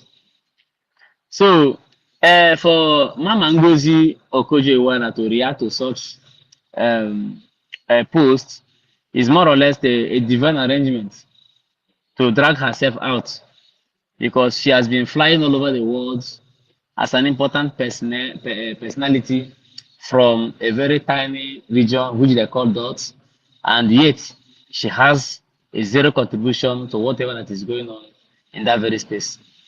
And only this drag her out. And they didn't drag her out with the name of Raf Wazirike or our leader Mazam Dekan, but with the name of Obatobi. And you can imagine the miraculous view and retweet she had. So I believe her sleeping that night it may not be like other days. She will sleep and be smiling that yes, I have 2 million or over maybe 3 million people are following me and they listen to me. So it is costly to our PM. And another great news this evening is that terrorists has taken over Nigerian's highest training camp in Katangora, Niger State. There are three major training camps in Nigeria: Zaria, Katangora, and Jaji. And today, Katangora has fallen. And the residents and the government officials are raising alarm. So where is the Nigerian mighty army to defend their base? Training camp in Katangora is taken over by terrorists. Thank you. Thank you very much. They are looking for Simon Ekpa. Sonny, Honorable Sonny, can you, highlight it on this thing? I posted it. Yeah, I was looking for it before now. So, more and more are going to come down. That is why the Prime Minister is actually unveiling the Nigerian funeral. So we start celebrating their funeral from And now. thank you very much. And as when we are on the funeral space, they are posting this for the very first time. We are just Yes, having the funeral space. I don't know. the largest, the largest, the largest. So it means Zaria and the Jaji is nothing. Hmm. I think the next we will hear is that the NDA, the Defense Academy, has been taken down. And we will now hear that the Asu Rock has been taken over and the But drug lord has Mazi scampered Sami, into have they America. not? I heard they have also taken over electricity in the north. The terrorists have taken electricity from them. Oh my God. Nigeria for the year we celebrate. All right. FCO Kings, come up with your question, please. Yes, so thank you, my ministers. Thank you, my information minister. Good evening, my Prime Minister, Meje Buago, Onyiro Sinodigonko. I call you the fourth man. Also, I call you the finisher. You know, the reason why they are after you is because they know that you know road, you know where you are going, and you know where you are leading us to. So that is the only reason why they are after you. And the promise that we are giving to them is that so we'll be laughing at them and we'll be rejoicing as they are picking the konkom. So my humble little question is, I know that the date of our convention is our declaration is 2nd December, but there was a post that you made. You mentioned on that post that it was on 3rd. So, but I don't know you are. I don't know the reason why you made it, but it's best known to you. So I want you to give us a little clarification on that. Thank you, sir. Convention start on the 29th of November and end on the 3rd of December. Is that confusing? Oh, okay, sir. I understand now, sir. Thank you, sir. So, FCO, on this note, are you heading to Finland? Or your information is just for those that will be going? Yes, I just want a kind of little clarification. So I'm still working myself out. If it works, then I will know. Thank you. Mazio Okonkwo or 4042. Over to you. Good evening, my PM. I hope I'm coming out clear. They won't watching it, we can hear you. I greet you, our information ministers. Thank you for everybody in this space. Our PM, I want to ask you if it's is there anyhow we can, Biafra government can create online banking, just like PISA and Levolut. Mazio Okonkwo, hold on. Because this has already been taken care of. Where are you? PM, please address him with the Biafran Bank. Yeah, we have yes, of course. No, his question is actually valid. We have the crypto, the Biafra coin, but then we are going to unveil the Biafra Bank, the exact thing you are looking for, where you can, online banking is on the way. So now I think that is coming. The team working on that. It will be done, alongside with the convention. So keep your finger crossed. The Biafra online banking is coming. It's going to be live. I think immediately after the restoration, after the declaration.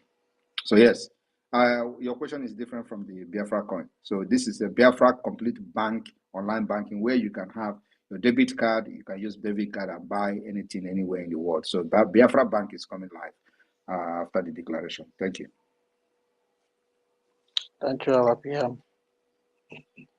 You have another question, Mazio Okonkwo? Actually, I don't have. That is. As a matter of fact, we're working on the license and so just let it be that like that. We're working on the license already. Okay, thank you, PM. Thank you. All right, we go to Biafra champion Buffalo. Over to you. Biafra champion Buffalo. Yes, I am here. Good evening to you all. Good evening to my Honorable Prime Minister. Agujimbada Ucheze, one of Biafra land. I hope I'm audible. Yes, we First can of hear you. all right. Let me first, before my question, if I am permitted, I want to encourage our Prime Minister with this very song. Ezobatobie, Ezamulo no bijide kwa kahiji. Ezobatobie, Ezamulo no bijide kwa kahiji. No mu Biafra na-ekwu na ọ dị anyị mma, Dragon jide kwa kahiji. Maka na ndị ile kwelu ugo nọ na-eme na ndị ama ekwelu ụgwọ nọ na-eme o. Ndị ilo Biafra ekwelu ogo nọ na-eme. British abata ụwa ekwelu ogo nọ na-eme. Ahmed ekwelu ogo nọ na-eme o. Ahmed ekwelu ogo nọ na-eme. Tinubu Ahmed ekwelu ogo nọ na-eme. Onye ori na-ebu ọgwụ ekwelu ogo nọ na-eme. Thank you very much. Let me stop it here. My Honorable Prime Minister, Akamudinenu, I throw away my cap. The only question I want to ask you this evening is for the latecomers, for the benefit of the latecomers. You told us in time past that everything you said, everything you do, that you are going to stand anywhere in the world to defend it, and we should hold you responsible for whatever you are doing. Nobody should attach it to any other person, that you are equal to the tax. Are you still telling us today that you are still standing on that particular statement? Please, my Prime Minister, for the benefit of those U-turners, those turn-backers that Have have been I gallivanting, have I deviated? I'm still the same I trust person. you, my I'm the same PM. thing.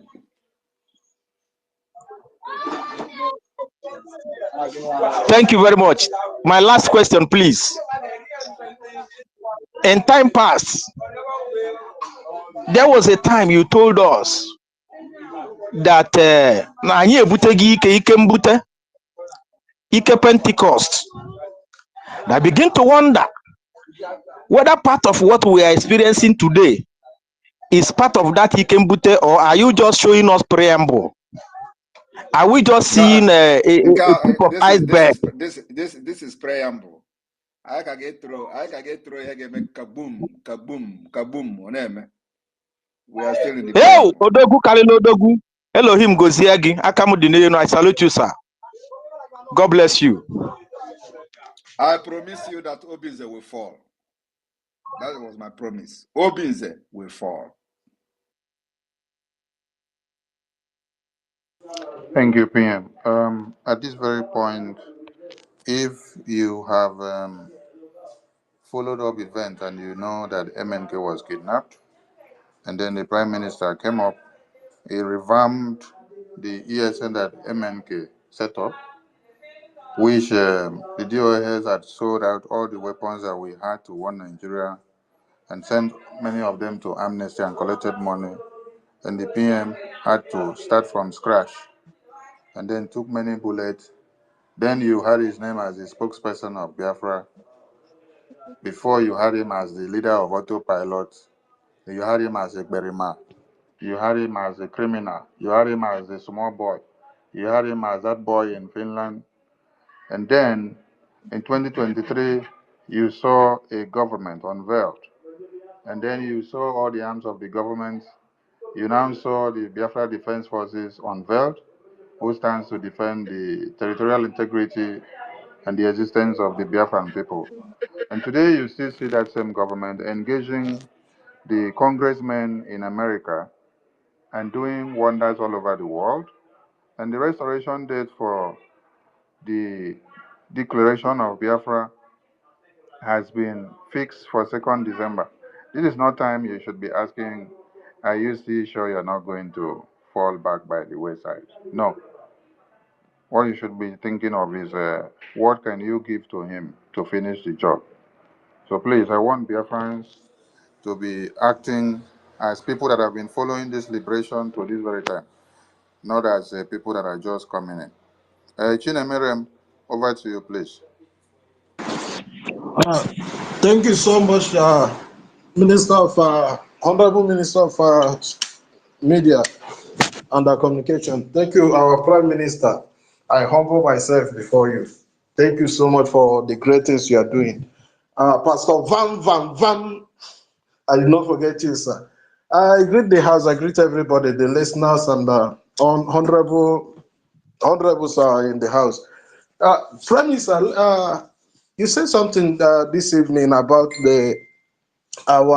if Ojuhu have, or if Biafrans have trust people that maybe that is representing them in U.S. as of 1970 when the war was 1967 when the war was ongoing. If they have people, Biafra could have come today. So it made me to remember one of our Twitter guy that I'm not seeing now. His name is the first have been the last. He made a comment when we are having some kind of discussion earlier last year. Was that last year? So he said that maybe God knows something that doesn't want Biafra to come as of that time, because if Biafra could have come that time, maybe Biafra could have been one of these corrupt countries of Africa. What do you say about this, my Prime Minister?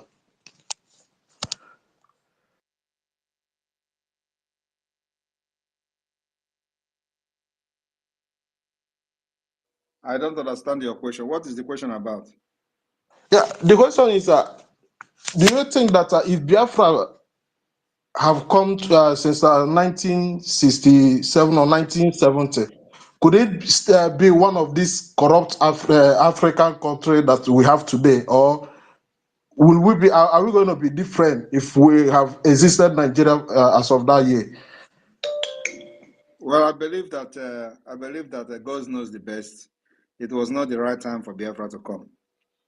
Biafra needed to know the importance of freedom. By that time, I don't think many people knows the importance of freedom. I don't know whether anybody knows what Ojukwu saw, which was the reason for the betrayal. Even today, it is happening, but at least the majority of Biafra and the entire world have come to understand the need for Biafra to stand as a nation. So that time, a lot of people don't know the importance of freedom, but today they know. Thank you. Thank you so much, Prime Minister. Thank you so much. I read the mic. All right, thank you. We go to Obiora. Obiora Otu, over to you. Hello, good evening, everyone.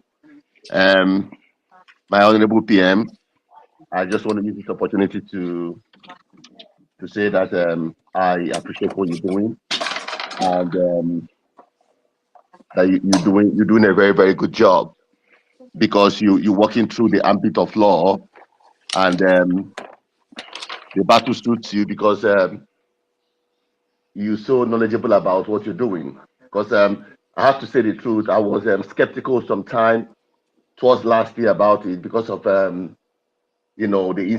preceding incident that occurred, people who came on board and didn't go through it through the legal means and the ambit of law as stipulated in the UN Charter and things like that. But you went through it, and you actually had a strategy, because that's the most important thing.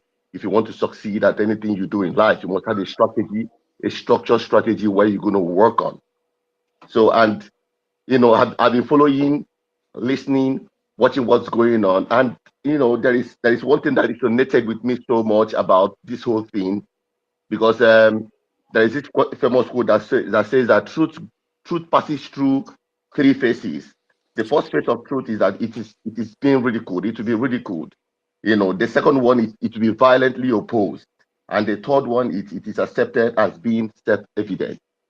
You know, um, the struggle started many years ago, which we all know that Ojukwu sowed the seed. But the way they went about it at that time was really wrong, because the laws were there or are still there on how to go about things that you want if you want to exit nation. Countries have exited nations. People have led the struggle. Wars has been fought violently, and no peaceful means to attain their freedom, because I feel it's either freedom or death comes to this. So, but what I'm saying is that what I want to say now is this: I just want everything that you are going to be doing, and everybody that's going to be working with you, people, that must be based on one thing. It must be based on the principles of truth. It must be based on truth. Mind you, and you have to be forewarned. And I want to put it as a reminder to you as well, that you have to be forewarned. There are enemies within. You might probably not be conquered from outside. You might probably be conquered from inside. And if everything that you're going to be doing is built on nothing but truth, and everybody around you understand that it is either truth or you are out. If you're not in the boat to tell the truth, because I feel that the birth of Biafra is going to be a new civilization. It's going to be a birth of a new civilization, you know, because if at the end of the day, after all this fight, after all this struggle, after all these things we are doing, and we descend to the level of the state or the countries around us, which we are trying to, because for me, I think we're going to be a whole new example to what Africa, to what is possible in Africa. That should be the vision. So everybody that is on board, home or abroad, who is going to be part of the government, both in homeland and in exile, or who is going to be having a function or a responsibility to carry out, everything must be on truth. And for you to attain freedom and for you to be successful, you have to be ruthless. You have to be ruthless. What I mean by being ruthless is this: whoever is not on the boat with you have to be thrown into the sea. But you have to be open and let people know this is what we are going to. This is what we are going to, so that everybody will know that yes, we are fighting. It's either we burn our boat and get where we're going to, or we perish there. So we're going to fight to the last. So what I'm trying to say, in essence, is this: I want to commend you wholeheartedly for what you're doing, because it's not an easy task. You've dedicated yourself to this, and I also want to implore you that you ensure that you are being guided by the truth and nothing but the truth, because God in his infinite mercy will always protect you when he sees that you are being guided by the truth. And that truth, what I mean is for the interest and the protection of the people that you are fighting for. This is not about you. This is not about you. So the people that you are fighting for must see the reason why, must see the reason to always back and support you, to know that you are fighting for their cause. Because if there is some kind of the level of secrecy and people begin to doubt or question, what he's doing, because there is a whole lot of propaganda mess, whatever it is going on. He's cashing out with people, he's cashing out with the stupid folks. I know that people will come up with different things. But I just want to encourage you, and I also want to forewarn you to be aware of people you surround yourself with, and to also be guided by the truth and nothing by the truth in anything you're going to do. Because at the end of the day, we are going to be example of what's possible. And given your level of exposure and where you've been and things like that, you know that we can achieve what we see in Europe. What we see in Europe, where we are, we can achieve that in the homeland, and even better, because we've got the resources. We're intelligent people, we're entrepreneurial in nature, we're hardworking people. God has blessed us with everything that we need. So what the question now is, what are we going to do with what we have, or what God has blessed us with? So I want to encourage you to be guided by the truth.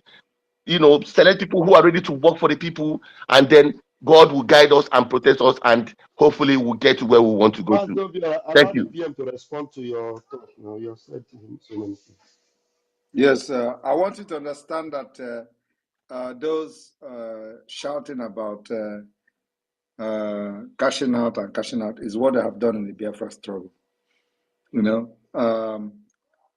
I want you to look at where we started and where we are. These are people that were sitting in millions of dollars. There is no gun.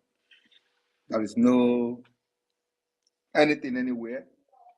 It was just go out of the street, kill police, collect their gun. Nothing. Everybody know it. But we don't, the more the reason they are doing these things is so that we'll come and start talking. Everybody knows, if you have followed this struggle, you know what has happened in the past. But I'm not here for that. So those people that are shouting those nonsense are the people that were actually using the Biafra as a career. Today we have weapons, sophisticated weapons, and we have men. And we still need more. It is never enough. Even Ukraine is still looking for money to buy weapons. So our own is that with the little we have, we'll continue to buy and buy and buy to defend until we have our freedom and we have recognition. And then we'll continue to build our security and our military and our defense system. So defense is something that takes a lot of money. And of course, what they are trying to do is if somebody like me doesn't have iron skin, for example, they will do just like I've done every other person. They think that with that, I'm going to run and start hiding. I'm going to leave Biafra alone and Biafra struggle and then run away because, they are attacking me, they are calling me names and all that. No. I knew that is going to be what they would do. And I was prepared. I came prepared. That's why If you are a woman, you come to leave your house and your husband and don't come to attack Ekpa, I will give it to you. I don't look that you are a woman, because if you come to attack me, it means your womanhood has been removed. I would just treat you like every other person. If you want to be gentle and respect yourself, I will respect you. This is a struggle that have taken human lives. I don't know whether you understand that. So anybody can say anything. It's not my business. What we are doing is in the public. There is nothing to hide. I don't hide anything except some agreement with notable people and government that I don't need to make public. But those who want me to make whatever we are dealing with them public, I make it public. This is a struggle for freedom, for Christ's sake. There is nothing to hide. We are not doing the thing that we say, oh, if I say it now, you go and block it. If you block it, it means that it never meant to work in the first place. So everything we are doing today is in the public. The only thing that is not in the public is something that has to do with security of our people, and of course, something that has to do with international security and contact. Then it's not going to be public. But anything that has to do with this Biafra, how to get Biafra, how to defend our land, it is in the public. We're not hiding it. So you judge by yourself. So anybody coming to say Simon Ekpa be open or Simon Ekpa, the person is not telling himself or herself truth. What open do you want me to be? You want me to tell you how I sleep and snore in my bed? Before you know I'm telling you the truth. I don't. If that's what you're expecting, my brother, you wait till that can come. But anything that has to do with this Biafra, you are going to have it. It is in the public domain. So you can judge if you have followed this particular space from the beginning, you can judge from what other people have done in the past and what we are doing today. And then you can be the judge. From that, if you are convinced, you join. If you don't convince, we'll wait for you somewhere where we'll use tax. We use taxation to barb your hair. Thank you for not supporting BF. Thank you. Thank you so much. PM. PM. Do you know we have at least best air defense system than Iran? They don't have Israel went to Iran and came back with testimony. And Nigeria will come to us and and they go back with the lamentation. They don't have idea. They don't have idea of that. They don't have idea. All right, we go to Veteran Dragon. Good evening. Yeah, thank you, my Honorable Minister of Information, Mazi Akbarawa, Honorable Akbarawa. Thank you so much. And the Deputy Minister, Raphael, I salute you. I salute all the ministers on space. My Prime Minister, Honorable Prime Minister, I salute you. I stand in attention and I salute you in the military way. Thank you so much. Thank you so much. I didn't listen to your opening speech, so I will go back later to listen to what you said. There is something I want to mention. I've never shivered or worried or bothered either during the Civil War or now, but there was a time I really shivered in this struggle, and I want to mention it. That was when you said you were looking for 20 million votes. The thing really bothered me. I said, where are we going to get 20 million votes? I said, why didn't you ask for, since we were trying to match 4 million, why didn't you ask for 7 million, 8 million? You asked for 20 million votes. Hey, that thing really pushed me. I was very, very uncomfortable. But alas, at the end, we are having over 50 million votes, mandating you to go on and give us Biafra. 50 million votes. You really surprised me. You really surprised me. And I want to sing a song, which is a familiar song you've been singing. Let me just sing it because after you announced 50 million votes, I said, wow, you are too much. And God is with you. Oneme ihe na-adịghị ekwe omume. Oneme ihe na-adịghị ekwe omume ọ na-eme ihe na-adịghị ekwe omume ihe na-adịghị ekwe omume ihe na-adịghị ekwe omume ka ọ na-eme.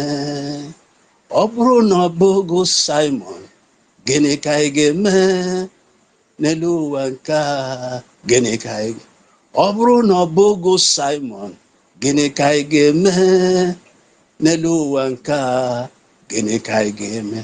My Prime Minister, I thank you. I can't ask you a question. What am I going to ask you?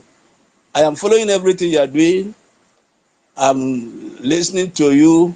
Now you have spoken to us. God will now give me grace. I can now sleep well.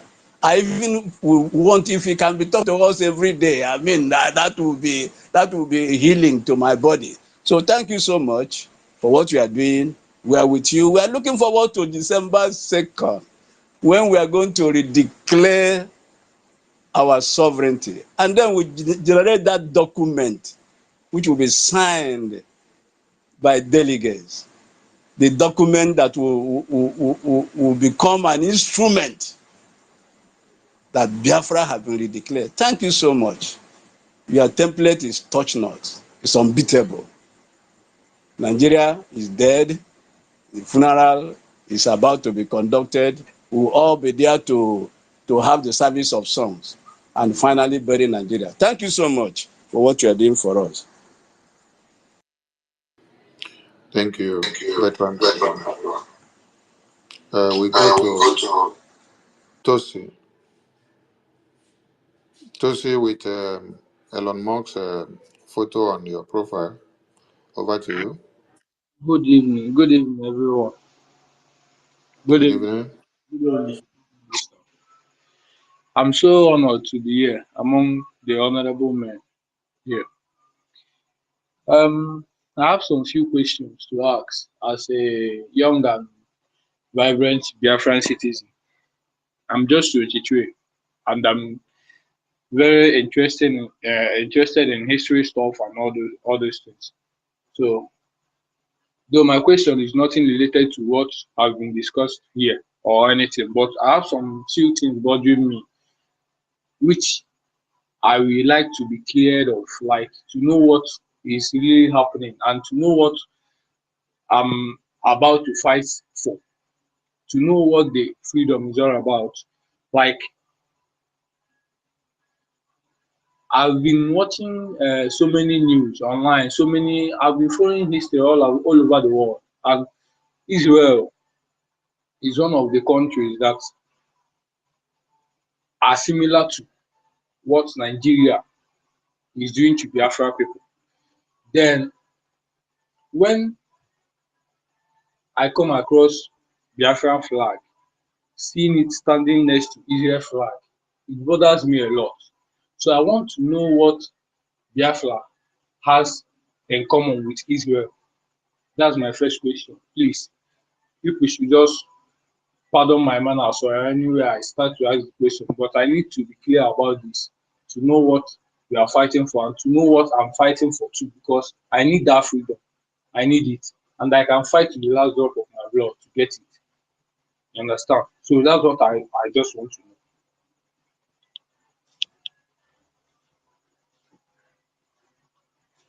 All right, you want to know the relation between Biafra and Israel? Yeah. All right, so Biafra, in as much as I wouldn't want to go into religious teaching and cultural or origin. Biafra people are believed to be the Jews, the lost tribe of Israel, just like you have them in other parts of Africa as well. In Ethiopia, for example. Unfortunately, our Ethiopia has been recognized by Israel, and they even have free access to Israel. They can travel to Israel and all that. Our own has been meeting brick wall because of the Ishmael descendant in Nigeria that the British forcibly joined us together, which is the northern Usman Danfodio descendant, as you all know. They don't want to see anything in Israel, the history in the Bible. So it is reality. And that is the reason they hate you.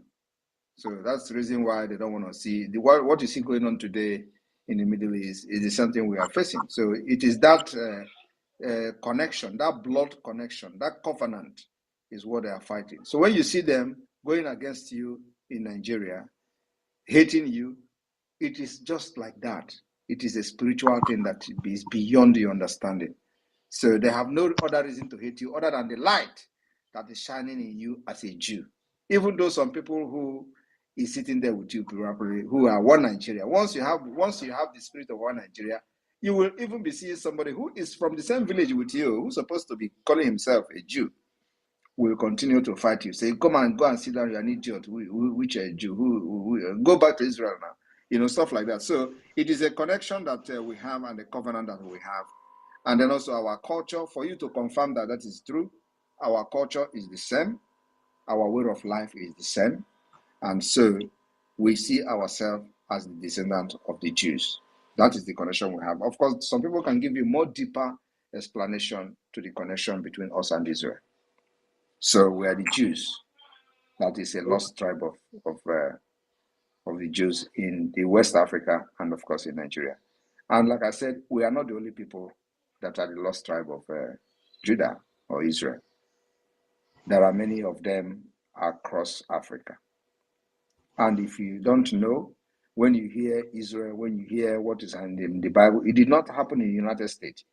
The history of Bible is in Africa. Egypt is in Africa. In case you don't know, because say you are 22 years. So Egypt is in Africa. So we are actually very close to God and to Jesus than any other people in America. I don't know whether you are aware of that. Yeah, I'm aware. All right. So just to give you a very brief one. So we see ourselves as Jews, and nobody should come and dispute who we are.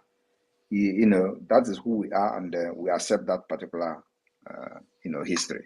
I accept it. I don't know about you, so you should respect my own opinion about myself. What I say about myself is what you should believe. Thank you.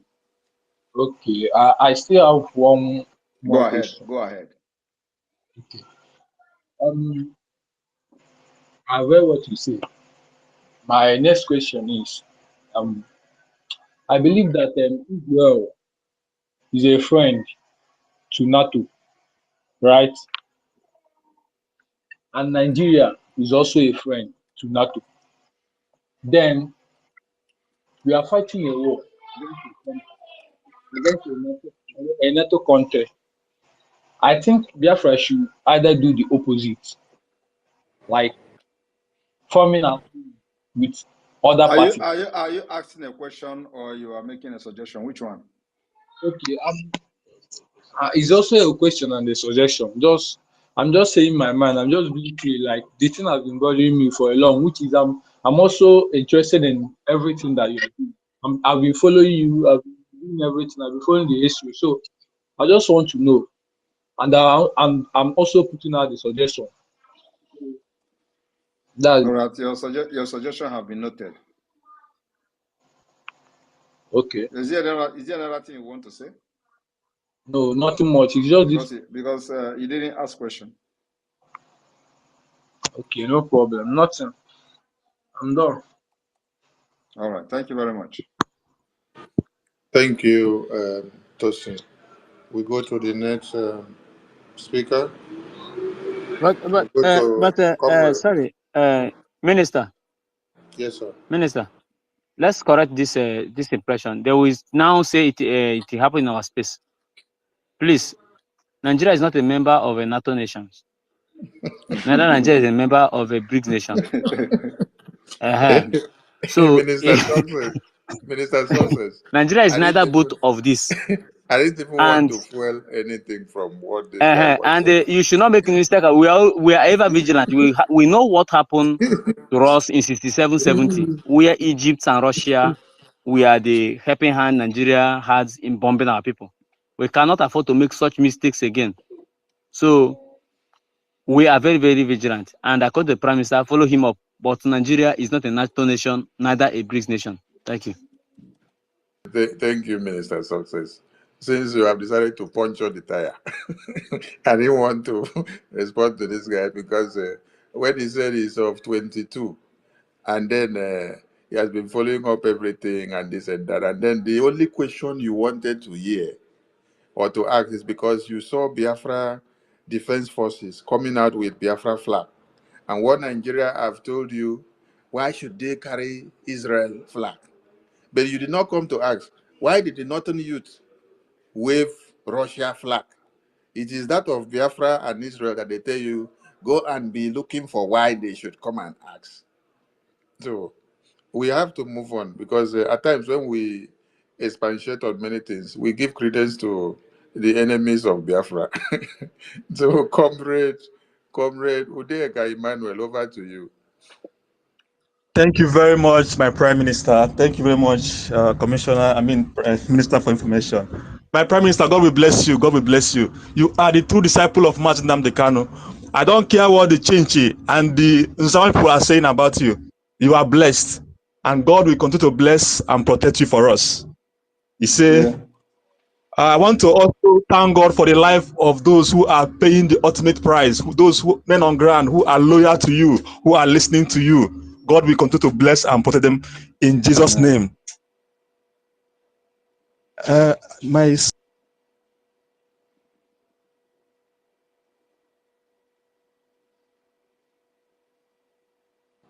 Your network don't take light, oh. Comrade Emmanuel, your network don't take light, oh. We can't hear you anymore. All right, we go to the next speaker. When you return, you can take the mic again. Mr. Editor. Mr. Editor, over to you. Mr. Editor, are you there? Mr. Editor is not ready. We go to Ochuku Chinedum. Ochuku Chinedum. Not Yeah. ready? Hello. Good evening. Okay. There, we'll write on, sir. Yeah. Good evening, sir. Yeah. Good evening, Prime Minister. Good evening, all the ministers on space. Please, I just have one question to ask, please. And I just want to thank our PM for protecting our land, for safeguarding everybody. We can have a lot of testimonies in different places. And also, we're happy that what our PM is doing. I just have one question because I've been hearing from a lot of people. They have been saying that they will not vote at all, and also I told them, I said if you don't vote, there's still a consequences you will encounter very soon. They said there would nothing go happen. As I was saying, okay, I'm going to ask PM if all these people that did not vote and their name is not on our database. After December 2nd, what will be their fate? Thank you. Can you hear me? Yes, we can hear Yeah, you, sir. everybody must not vote. You don't force people to vote. We don't need their vote. So those who don't want to vote don't need to vote. The majority, they say, carry their. What are we going to do with 1% vote, even if they are 20, when we have already over 50 million votes? We don't need everybody. So everybody must not vote. Thank you. PM, I thought you were going to remind them that the drug lord president of Nigeria did not need everybody vote to become president of Nigeria. That is even going too much. I don't have time to explain this kind of thing. So everybody must not vote. You can help me to elaborate more. Ochuku, your drug lord, your drug lord president did not need the vote of the Biafran people to become the president of Nigeria. And when the amalgamation of what Nigeria was done, they did not need the consent of our fathers to bring us all together against our will. And as you hear of the elections of America that is coming, it is not everybody that will vote, but the election will still come to an end and the winner will be announced. So in Biafra, every man carries their own vote, and everyone have not agreed with Mazin Nnamdi Kanu from the beginning, not with the Prime Minister, and not even to the very last day that everybody will agree. So we must continue, one man, one vote, and the important thing is that the over 50 million has already endorsed what we needed. Mr. Editor, are you ready? Prime Minister, Yes, Prime Minister, yes, Prime Minister. yes. Please, I'm calling your attention on this news. It's very, very important. The news of terrorists taking over Nigeria military base. I mean, not base, training camp, and displaced 23 communities. Hear this. They call indigenous people of Biafra terrorists, and you see some Efulefu bought from obedient group to attack you, calling you a terrorist. You have to ask them or elaborate on this. Is there any community in Biafra land that is not inhabitable now? That is not inhabitable, that is controlled by terrorists. But here is 23, not villages, so 23 communities that surrounds the training depot of Nigerian army being controlled by terrorists. So this is what we're in a space, and people are journalists, international people are listening. We need to educate these people, because this one idiot that is attacking you now has also started attacking Nnamdi Kanu now. I saw his post now. So these are the people. This is what they want to achieve, to be able to enable their political wing or whatever they call it. So is there any community in Biafra land that is not inhabitable right now? But as I'm talking now, 23 communities around Katangura has been displaced. Well, my happiness is that at least they announced this one, right? Because not all of them they announced now. So I commend the media, Zoom media. They are stepping up their game, at least for reporting about this. And so it's a very good start. As a matter of fact, one thing is that I don't normally delve into trying to debunk this and debunk that. I don't care about what they say about me, or like I've always said, I don't care whatever they say about me today. I am only interested in what they will say in the next 10 years, 5 years to come.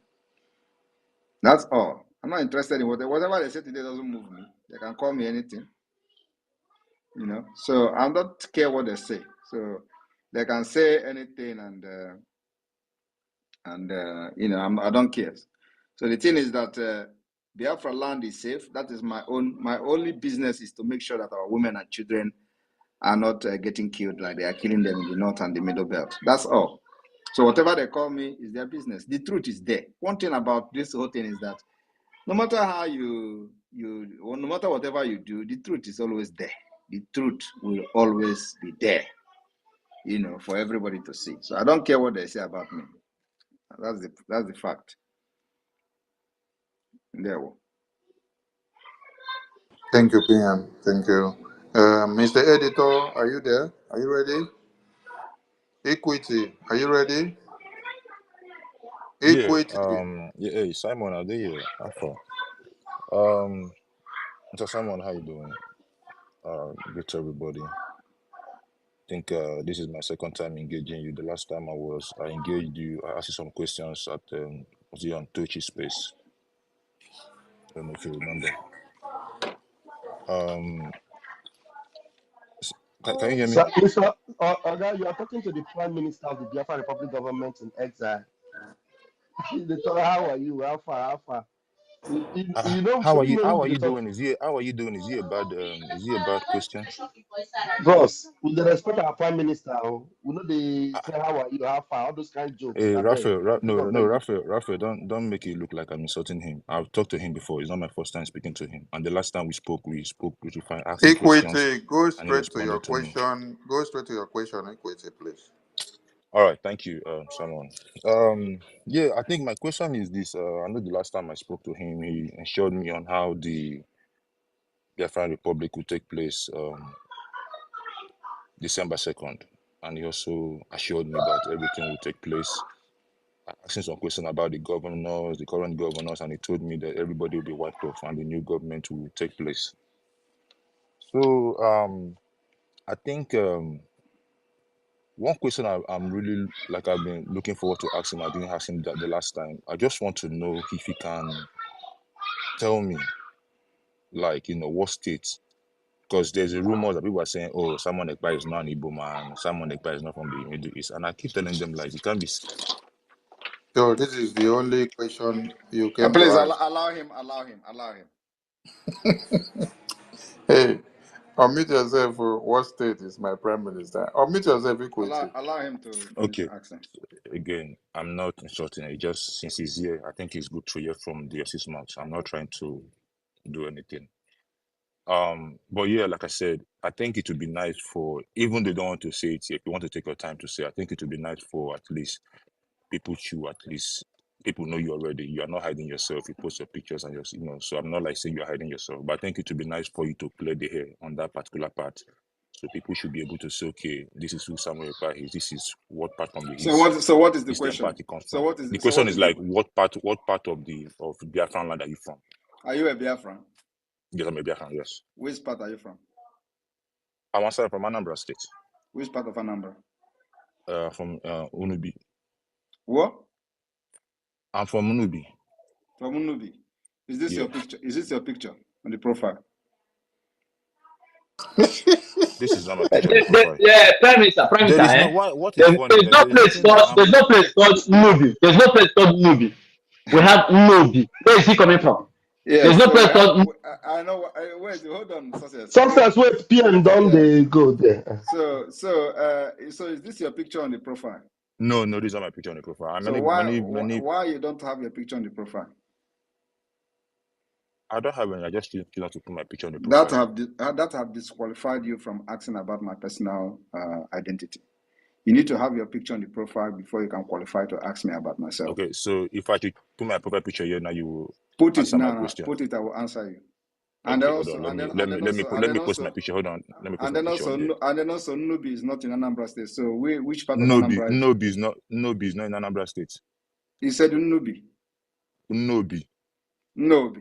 Okay. Yes. Which part of Nubi? Which village in Nubi? I'll just tell you my village. What part they gave me? Which village in Nubi? Nubi is just a place now. Which village in Nubi?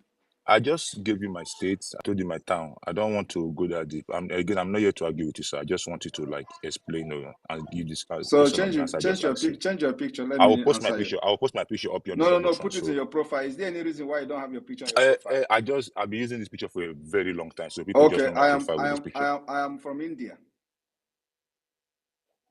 Can you meet him, please? Sorry, say that again. You say you're from where? I am from India. Originally from India. What part in India? From New Delhi. You say? From New Delhi. From New Delhi. Okay. Okay. All New right. Delhi is the state. We are in New Delhi. You don't need to.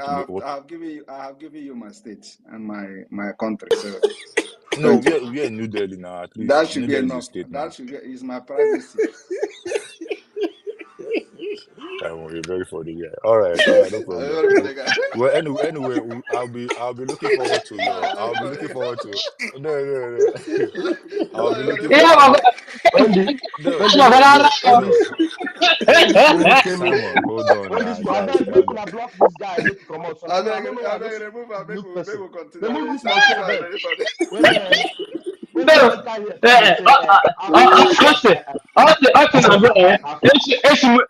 I'm from Nubi. Where you live?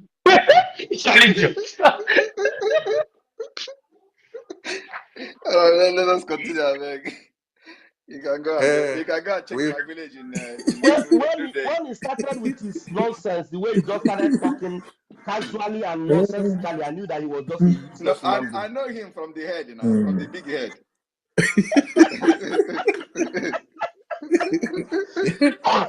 It's not a Biafran. It's a Fonja. It's not a Biafran. Okay. This web. Let's see if this web is another of their folks. This web over to you.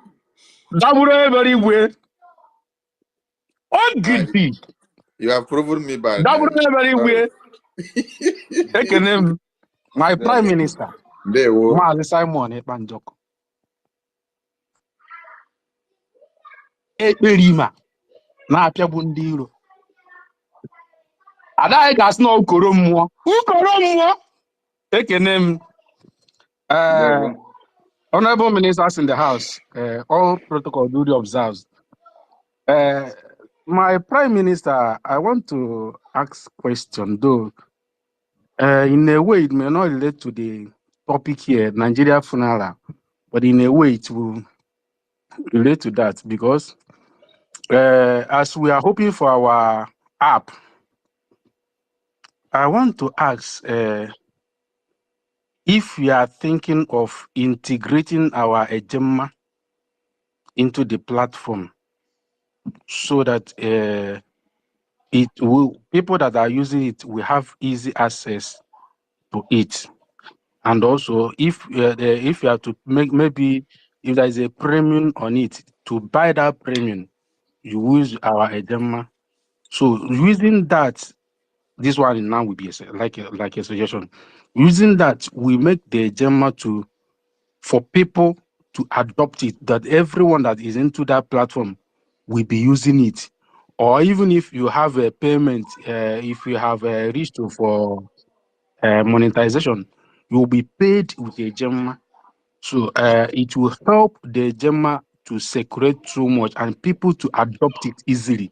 This one is a suggestion. Yes, thank So, you. but my question is, Yes, are you looking into that your angle? suggestion is noted, and that will become possible when the Biafra Bank will start. Of course, now it is all about integrating the Biafra coin into the platform, which is going to happen at the end of the day. But for now, we want to push the platform to the public as soon as possible, and then integration of this Ejema will follow. Is a process that is already in progress. Thank you. Thank you so much. Another thing which we also in line with the Gemma is the Gemma, are we planning or are you looking at having a blockchain of Biafra, maybe a blockchain, because every cryptocurrency have its own some that are coin have their own blockchain. So our own You is said a some. You is said a some. real You correct. said some. So not all. So Yes. for Yes. now we are using something that we feel will favor the Biafra people the most, and then also to have control over our value, over the value of the coin. It's very important that it stay the way it is now to make it a stable coin. You know how they control the value of the money and all that in different countries. So we don't want our people to lose money. So that money, the coin now is a stable coin. And so the blockchain is something that will come later on, when either after we have gain a recognition and have our own denomination recognized globally, then we can go into blockchain. For now, we want something that is going to favor our people that are using the Biafra coin, and that's why it is the way it is now, and it is a stable coin. So blockchain may come later on.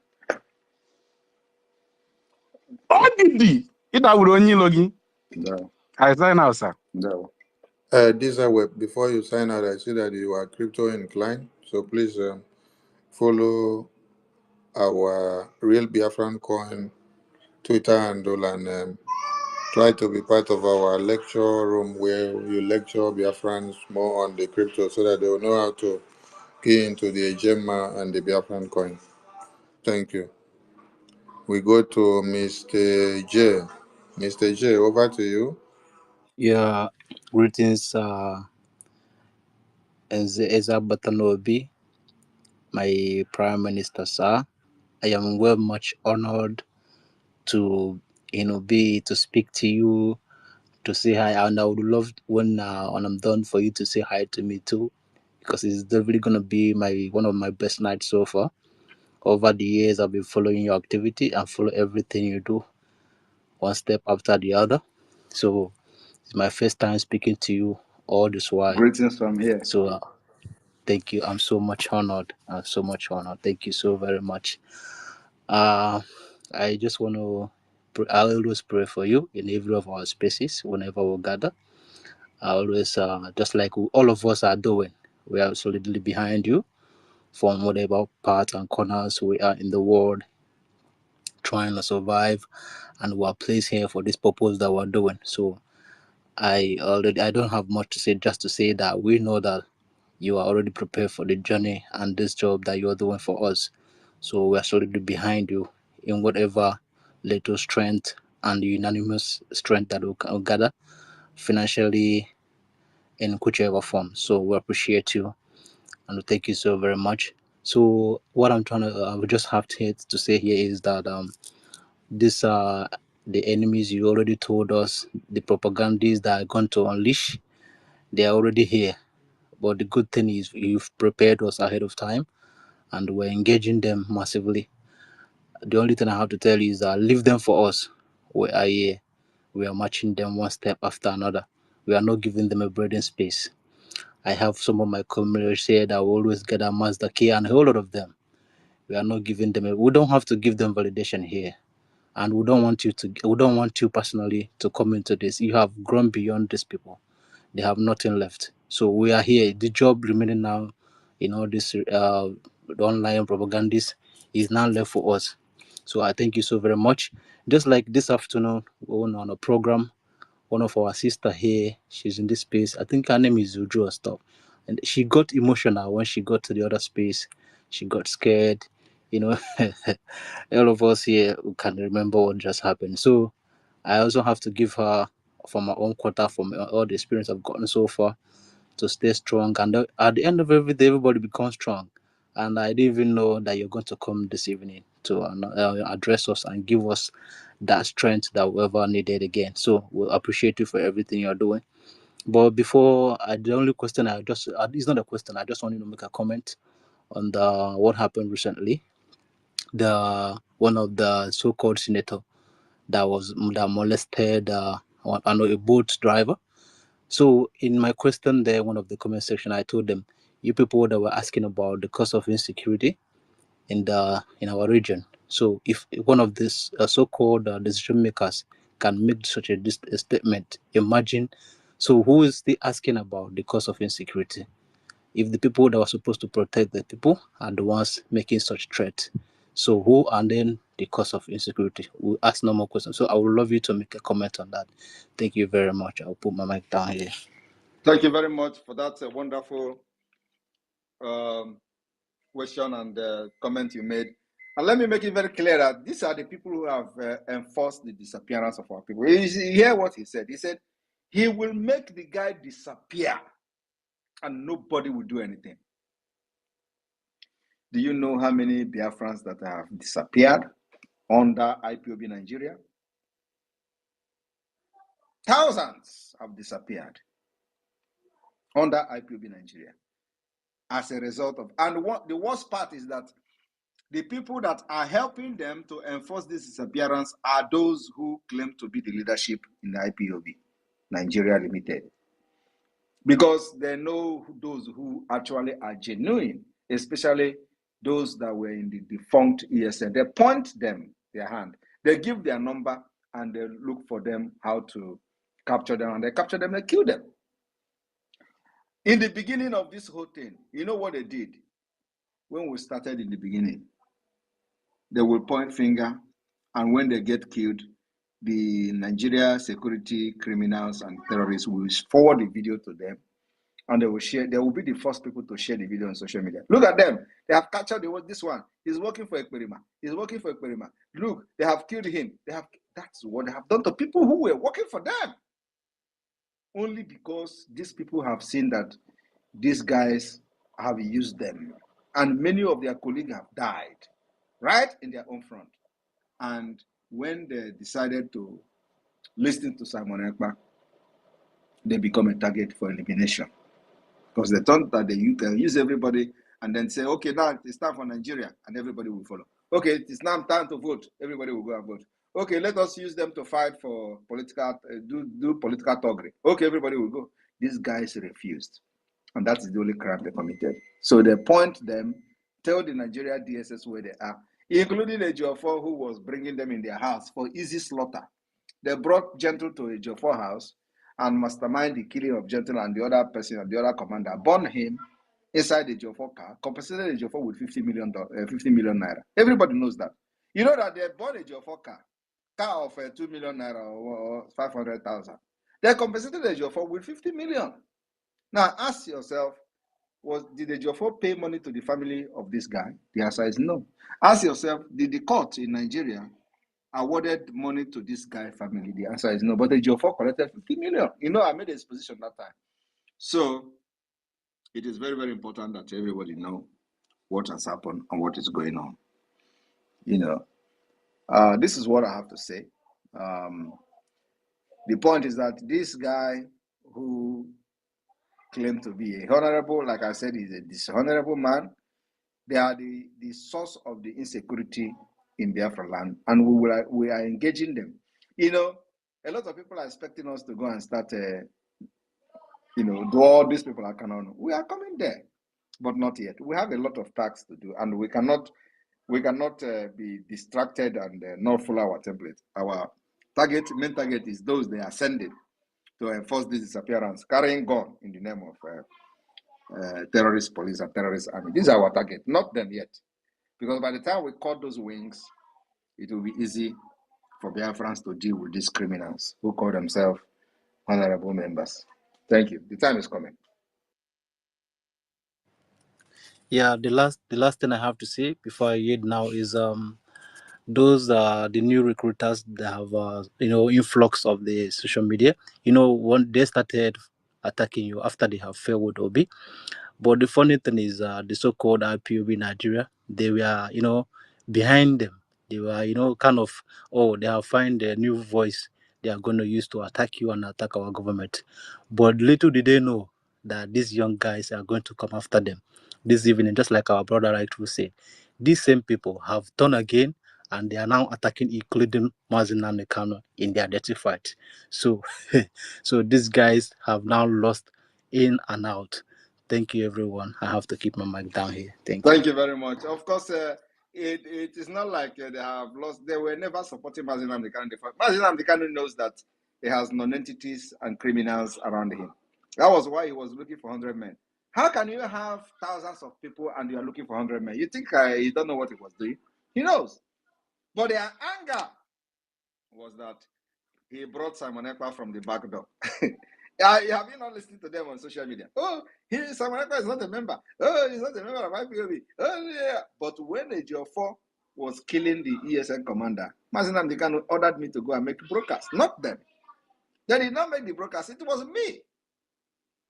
And that time he was not kidnapped yet. He was still a free man. It was just a few days before he was kidnapped. So by that time, they were already burning and planned their kidnapping of Martin Amdekano. So, they are not moved by all this, what you see on social media. They never like what Martin Amdekano is doing. But any day Martin Amdekano begin to support Nigeria now, hey, they are now going to be for him. Thank you very much. Thank you, PM. Mazi Anakonam, are you there? It's your turn to pick the mic. Mazi Anakonam. Yeah. Good evening, my PM. How about you? I drop my cap. No. I salute you, Mazi Abarawa, Minister of Information, and the Pastor Van Van Van. I greet all Biafrans. My Prime Minister, sir, Biafrans can never thank you enough for what you have been doing for us Biafrans. Without you, I don't know what will be what will be our cause today. My happiness is that you and your bridge are building bridges. In fact, the whole world is shaking to the extent that today somebody, I'm speaking from Ghana. A Ghanaian approached me and says that he is coming to Biafra. I asked him, why? What do you say? He said, I will take him to Biafra I said, why are you saying this? He told me that he's listening to the news that a nation is coming from Africa, which is Biafra. So that is to say that message is sinking, is going everywhere. So I thank you for that. I have one question. The one question is just last time you told us that we have seen it, that the Biafran app, Freedom app, is complete. And you say that we will launch it in October. And I want to ask, is it not possible again for launching of the app? Because what the attack our people are experiencing in X handle is too much. So I'm asking about when are you going to launch the app? So since the October is about to end, so that is my question, sir. Thank you.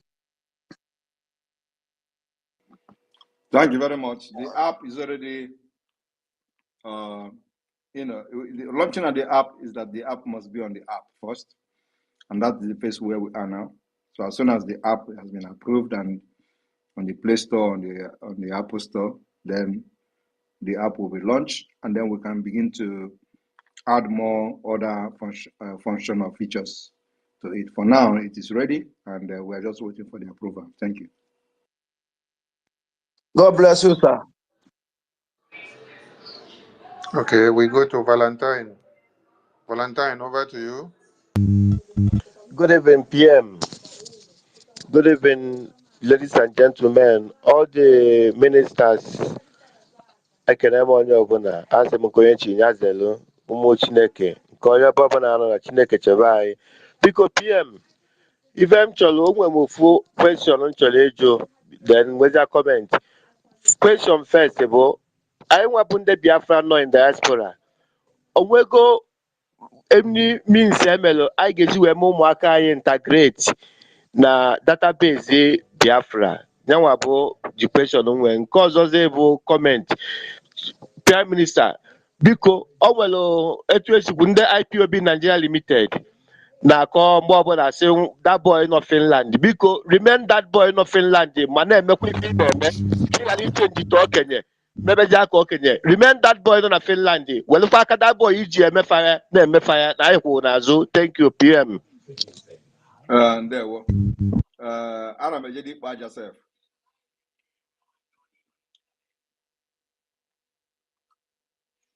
So can you hear me? Yes, we can hear you. We can hear you, PM. So aga m ekpe aja join ya. So like all the worker or brothers or boy nothing and no boyoyo. I will talk to boyoyo. So the integration of kids of Biafra is already in the in Biafra administration, BSA, Biafra Security Administration. So that is the reason we have the family application for Biafra ID card. So your children can also apply for ID card. It is there. So those things have been, taken care of. Thank you.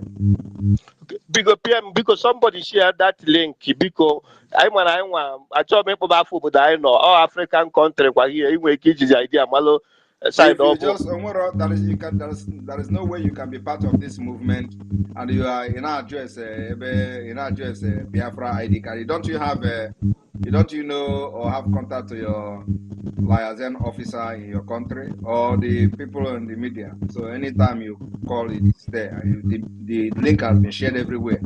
Biafra Security Administration. It's actually on Google. Thank you. Thank you. Machine gone to a gunfight. Are you ready? Yes, I am ready. Good evening, my PM. It is very beautiful. This stupid guy, Chidi, how he made everything so popular. You know how it is in Nigeria. You try to minimize your data. So I've never been on this space, and now I never knew it would be this interesting. So he made me to switch to this page, to this space. When all these things started, it was just like a joke. I thought it was just a Twitter thing, online thing, desperate thing. Until the Christmas, I went in December. I went back to the east, to my side. Then my coordinator, he just started the story. They're always interested about, are you following Simon or are you following the DOS? So I was just laughing. I thought it was just a joke. We thought it was just Twitter things. I never knew it even got to the homeland, to the ground floor. Where is Chimaroke? He said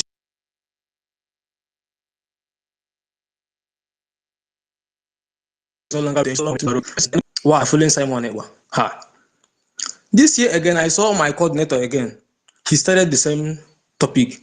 He asked me to come to their meeting and all of this. So one day I went to their meeting and I only found 3 persons there.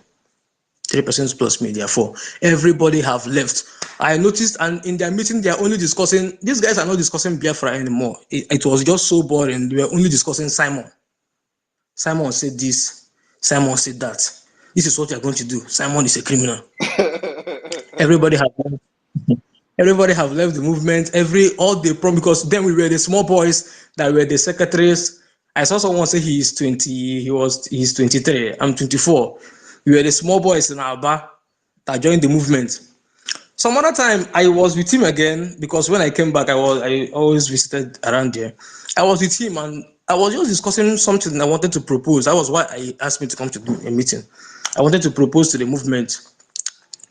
And then someone was just passing. He said someone was just passing and got attracted and came to our back and was watching because of the discussion of the name Simon. Whenever you mention the name Simon, people want to listen. This is what is happening in the homeland in Aba. People want to listen. So after a while, the man should be like 50 something, but it's agile and tall. He called me by the side and he excused him and called me by the side and said, "Who do you think that what is your heart telling you? Who do you support?" So you don't really know who to trust and their mindset. I was like twisting words and saying, Simon is, if not because of Simon, Nnamdi Kanu would have been dealt with. If not because of him, the movement would have been dead and all this thing. But I was still trying to see where the man is coming from, to know which party he is. He told me, "Listen, I am a full supporter of Simon. That his first oath was in IPOB, his last oath now is in the Liberation Army, autopilot for life, that this is where he will die." So the man looked into my eyes to see if I will waver, if I will shake, so that he will know either he can go deeper with me or stay alive. So I looked at him as a strong man, and he was just calm and quiet and continued. "I have been in the bush for more than this and that. I just came out and this," he was narrating stories to me. The next, my coordinator saw the story and he then came to the front and wanted to interrupt us. When the man left, he said, "You see, stop following that man. I know that is what he's telling you." My PM, you are putting so much fear in Aba here. I don't know if someone is recording me, but in Aba here, the army is so afraid. There are at least the list of the checkpoints here. I wouldn't know if there are more than 4. And the one at the junctions, the army, even at this fake announcement of sit at home, the army will keep distancing the machines and keke. They will distance them. They will distance them today. Tomorrow you'll be coming back to go and enter your bike. You will see that the distance have increased an extent and have increased another extent. The barricade.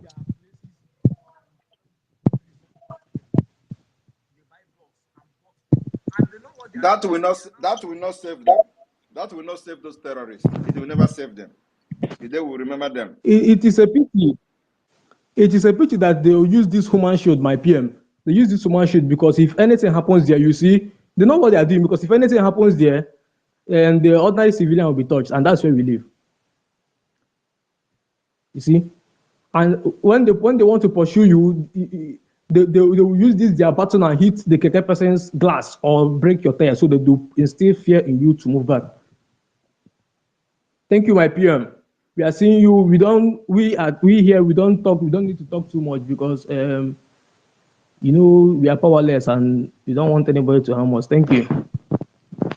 Thank you very much. And Aba have been taken by the Biafra government. There is nobody's in Aba, no criminals elements are not there. The remaining one will be taken care of. Thank you. Thank you, PM. We go to Hello Biafra. Hello Biafra. Are you ready? You're not ready. Yes, I'm ready. Yeah, fire on, please. Hello, Honorable Prime Minister. I greet everyone. Indeed, it is a very lovely day for me. This is my first time, you know, having been given the opportunity to speak on this platform. So I just want to thank. Am I audible? Yes, we Yes, can hear yes, you. yes. So I just want to express my sincere happiness. Do you know how excited we young people are, especially those in the Afanjalan? When I'm walking on the streets, I'll just remember that I've not checked my Prime Minister's page to see any update on any woto. So I just want to encourage him for what he's doing. And I want to tell him that he's doing well and God will protect him for us. Thank you very much. That's all I have to say. Thank you very Dewo. much. Thank you very much. Dewo. We come to Amos. Amos 3, verse 3. Amos 3, verse 3. Are you there? Amos 3, verse 3. You're not ready. Win, over to you. Yes, Amos, are you ready? yes, All right, right. yes, I'm ready. I'm ready. Amos, right on, right on. Good, good evening, everyone in the house. Dewo. And good evening, Prime Minister. In fact, I'm so excited for being here tonight because this is my first time to join a space with Prime Minister. Thank you. Do you still want to support Prime Minister even when he's from India? No, I have never even once said that maybe you're from anywhere or something because I've been following you since 2001, and I know who you are. I know what you are doing. So because actually I'm in Afonja land, but I'll be follow Okay, so all you what you don't are doing. so you I don't know, mind even if I'm from New Delhi in India.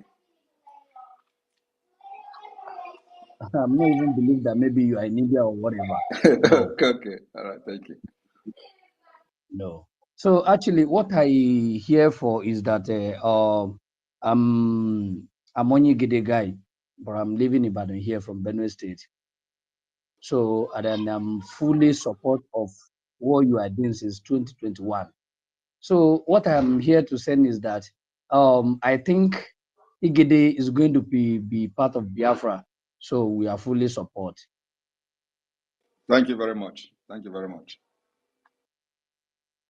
Welcome, sir. Welcome. Thank you. Win, over to you. Yes. Good evening, my able Prime Minister. Can you hear me? Yes, we can hear you. All Right right. on.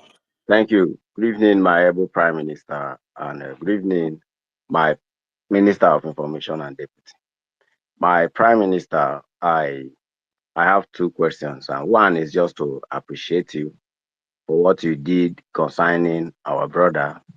For those who were born in Onasata, in Obiagu, we used to call him Bariwamba, Jaja. The terrorists shot him more than 7 bullets and then dropped his body on the van. Thank you so much for the action you took.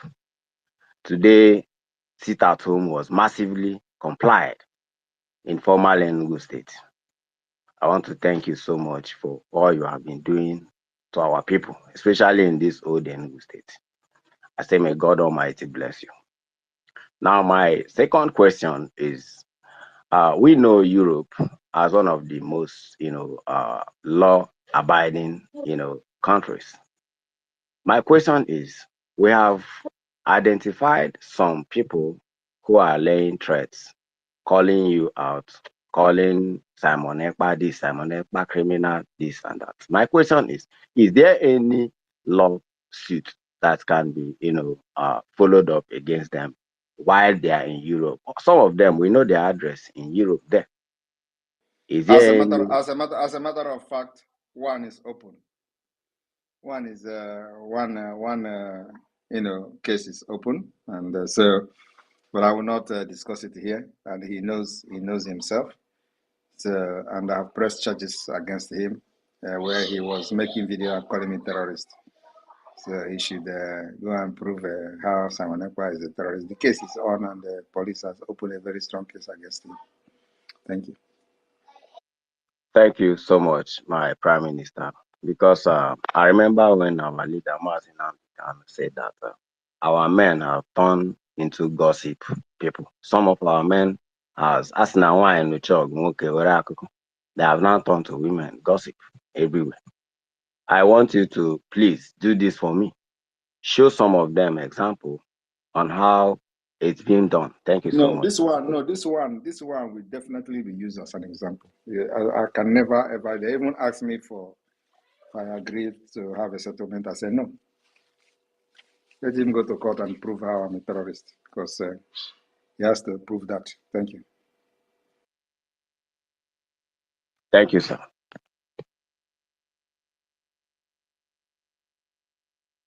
All right. Freedom, freedom born, freedom bound. Over to you, freedom bound. Hello, good evening, everyone. I don't the verse or radio since I beg, everybody, why, take some more uh, water, cool down. everybody has been talking since my hand don't they pay me. Hey, good evening, PM. Good evening, everybody. All protocols. Raphael, this person that you put the face that look like what is that horror movie? Well, that baby where they kill people. What is the name again? Chucky. Chucky. Can you remove this Chucky, please, from the screen? Before PM go the dream rubbish this night. Before I go river, go push up there. Should I continue? Yes, continue. Thank you. You Bradiwo. I don't even know what to say. My hand don't they pay me, but I don't know whether there will be enough time because there's a lot of things to say. First of all, greeting is not enough. We Biafrans, there's one thing about us that anytime we see, like Onyendu normally say, anytime we see the truth, we don't find it difficult to identify with it. So I was one of the, let me say, the pioneers of IPOB in the heart of darkness. So a lot of things transpired, and even before our PM took the mantle, I've already saw some things, and I say no, this is not it, and I just have to recuse myself like Bita Nyako. So IPOB was not formed by Onyendu to get Biafra. Let me put that one straight. A lot of people shouting IPOB carrying flag. They don't know what IPOB is. I do, as in that most of them don't know. So for security purpose, some of us veterans, pioneers, we keep quiet. First of all, the intention of forming IPOB, that is why Onyendu registered it. Because, okay, just imagine, our PM doesn't need to go and be registering Biafra anywhere. Now, you don't register government. Government is recognized. They are registering IPOB because IPOB was an organization with an aim of sensitization, not a government. And the time of sensitization has passed. Do we need to go and be registering Biafra now? We don't register countries now. They only recognize countries as an entity. So a lot of things transpired, especially, let me not take your time.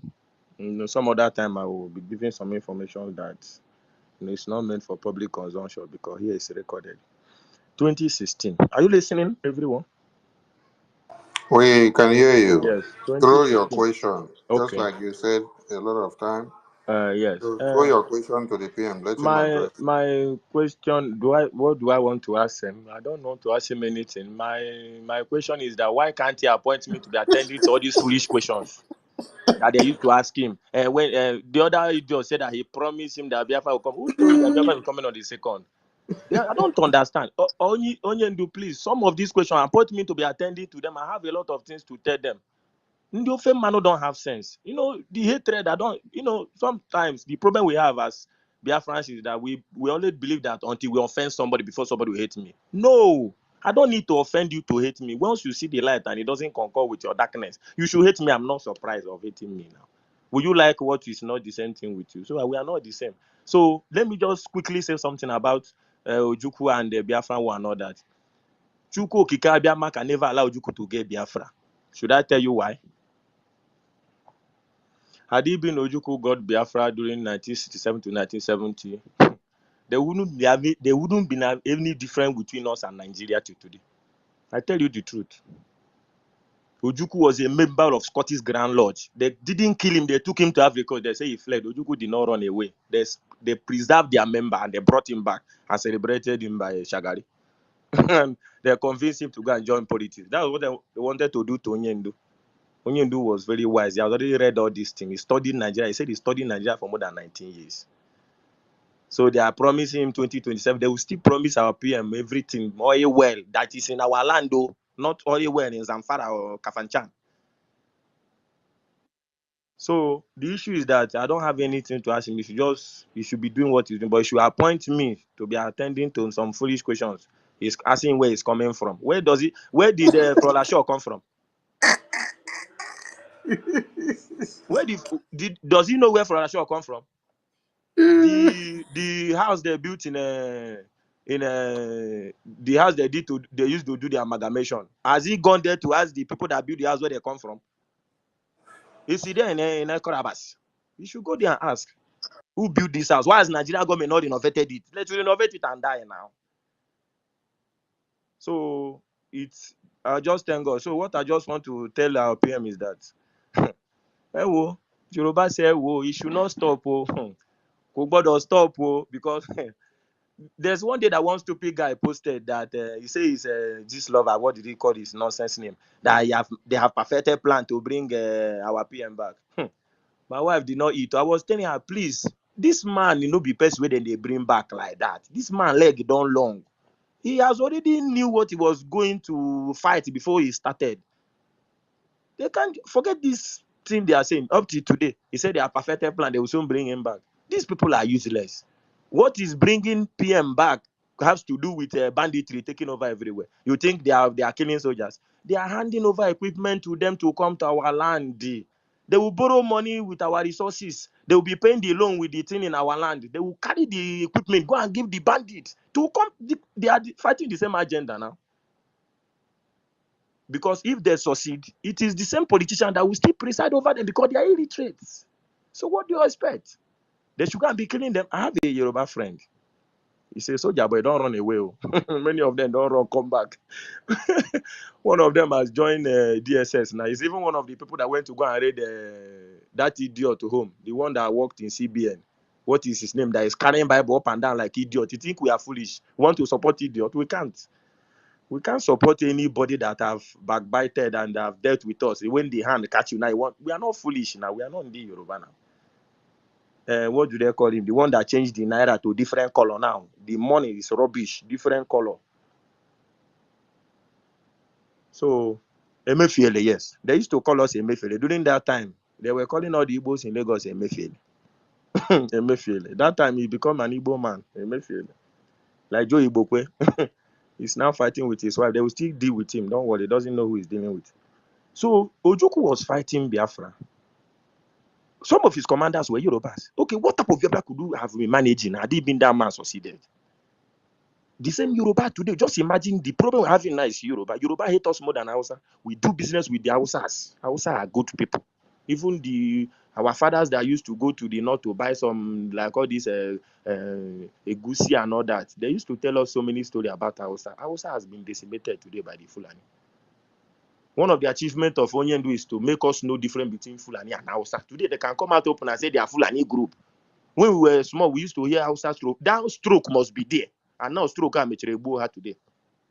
Hausa stroke Fulani. They can never say Hausa before, or they can never say Fulani distinctive. They always say Hausa stroke Fulani. Even when they want to talk about the three major tribes, Igbo, Hausa stroke Fulani, and Yoruba. That's what they used to say. But today, Onyendu has been able to make us know that there is a Fulani that invaded Nigeria. So somebody cannot just come here and take time and be saying, well, and what has it? Are you blind, Oga? Are you blind? So Nnamdi Kanu did not have any intention of using IPOB to get. There was no template. And I go and ask them now. The one that is in code to be like one carpenter where they near me, where they call pastor in suit when they way say be Chike Doziem. Okay, I asked somebody, can Chike Doziem stand in even in that ordinary Chatham House where politicians they bribe their way go? Can Chike Doziem address a Chatham House? What will he say? Chike Doziem is a businessman. He's not a diplomat. He's not a politician. Who does he know? Which person's contact does Chike Doziem have? Has Chike Doziem taking picture with the president of Finland? Even Ghanaian president does not know Chike Doziem. So what document did Onyendu hand over to Chike Doziem? Which document? Call him now. Let him bring the what is the blueprint of that Biafra that Chike Doziem is fighting? Once in a month, he will come and post something. The way they appear, you know that Onyendu did not give them any clue. He used them for sensitization. They should dissolve into the government. I don't understand this. They are fighting tooth and nail for Onyendu not to come out so that the money in Germany will not be accounted for. I don't understand why people are so blind. IPOB was termed the richest freedom fighting organization. Do you know how much we have invested in these people? I just wish I could just see one of them. They know me, but when they see me, they will know me. Thank God today we've gone far. Some of them they're asking of achievement. I will list them. If they want me to list, I will list achievement of Simon Ekpa. I can list some that I can remember. At least Simon Ekpa has been able to distance Onyendu's family from Biafra because we are not fighting to be kitchen cleaners or mopping houses in Nnamdi Kanu's compound. We are fighting for a government. So for the fact that their brother is being used does not make it that we are now going to join their family and bear their surname. That has been settled. One of the brother, Emmanuel, he knows me in person. We used to go to Abuja during 2015. That Onyendu was in Kirikiri. So today, as you people can see, the government is now distinct. Even Nnamdi Kanu is part of the government too. So the family should be part of the government. So the issue of IPOB, go and call Nnamdi Kanu's younger brother to ask him something rubbish. Shebi today, Darlington is Nigerian police. If that type of person see person for checking port, waiting be your future. 2016, we mobilized, contributed money. We went to Nkpo. That Nkpo massacre that you always talk about, I was one of them in front. You see? Now you know what? Ask yourself, if you have died. That is what I want to ask you, PM. Had it been I was there, will I be talking to you now? I will be in the grave thinking that they have gotten it. I don't know that nothing is good. Oga, we went to Nkpo in 2016. I left my house, left my business, sponsored some people. We went to Ekpa. They say we wanted to do 30th May. Could you believe that money was budgeted for the security arm? Security, we no carry stick. The answer security. Could you believe that when we got to Anambra that midnight, they already knew we were coming? Nigeria Army already knew. They kept us in a church. Nigerian Army came there. Uchemefo knew. He knew what was going on. All of them, all the useless DOs, they wanted to massacre us and send pictures. And he's the one now shouting how people are killing Biafra. He's the one now shouting. He's the one after orchestrating the death of many Biafra. These people were using pictures of massacred innocent people to even gain ground in their country of residence.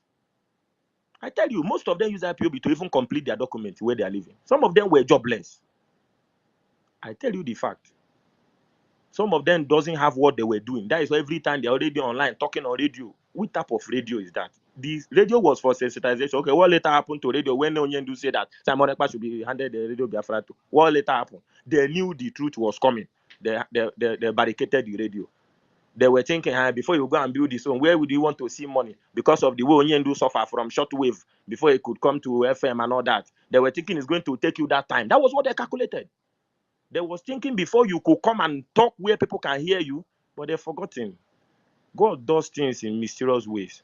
Who knew Simon Ekpa was in Finland? Who knew him? Who knew? As in, when he started, I was just, because I've already left thinking that all hope was lost.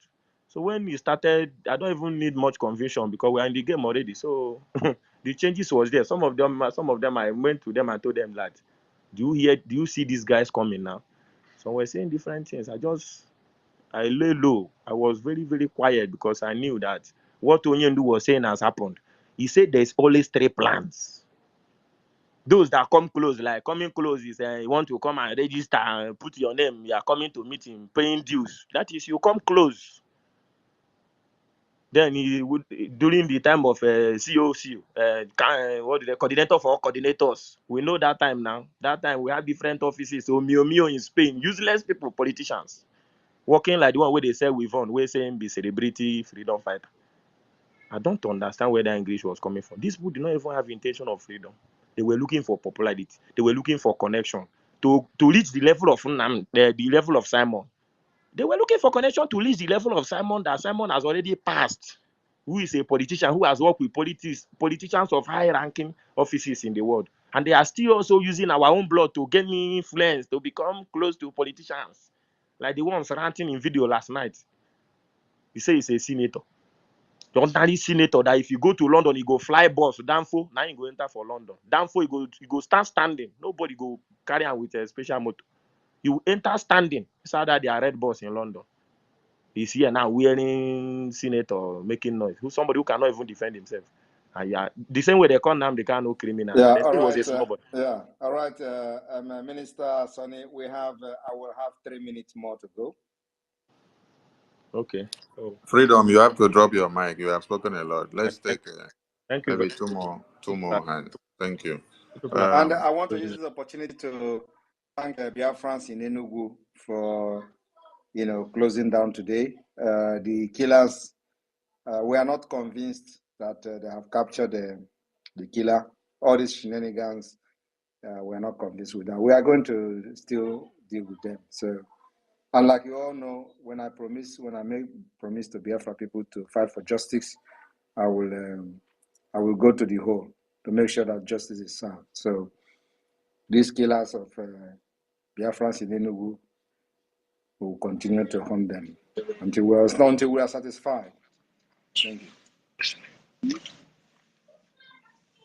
Anayo, use your 1 minute very well, please. Anayo Paul. Good evening, sir. Prime Minister, good evening, sir. Ekele m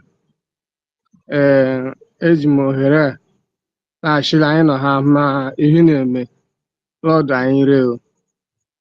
Anyị budo ụlọ na ma ihe na-arụ. Lekele shine. Chukwu jisike. Chineke ga-enyere aka. Anyị emeghe ndị iro. N'imelu arụ ha. Ebe m na-efuru uwe nyasị.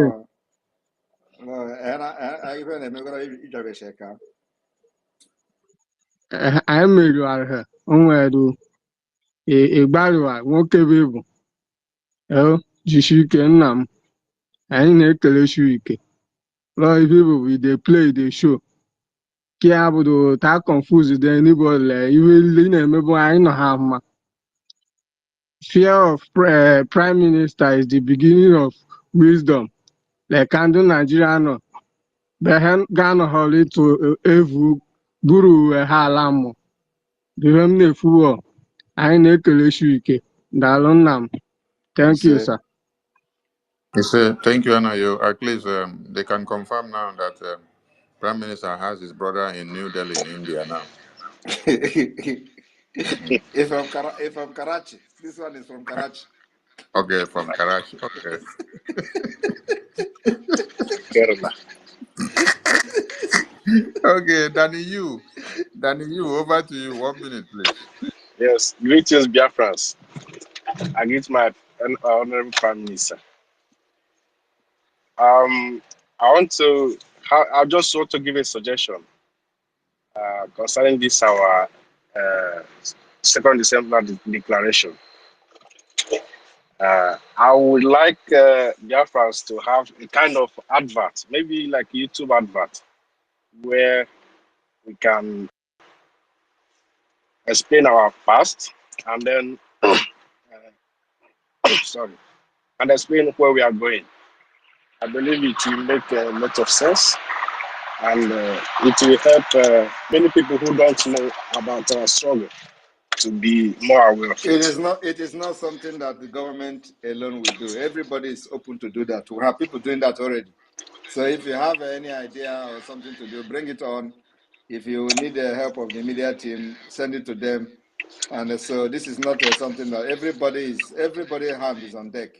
So we are doing that already. Oh, But if you have specific thing you think you can do it and then push it to the media. Thank you. wait, this is my suggestion. If the media team will kind of give us a short story, how it's supposed to be, and then I am telling you we now can. that you have a story. If you have an idea that you want to bring, which you are bringing already, go and do the short story, send it to the media, and they will push it out there. I will share it too. What I'm talking about is YouTube advert. Like if you're watching a movie on YouTube, the advert will just pop up. That's And I'm what telling I'm you talking I'm about. telling you now to do that advert and send it to us so we can share it. Okay. Thank you. Thank you.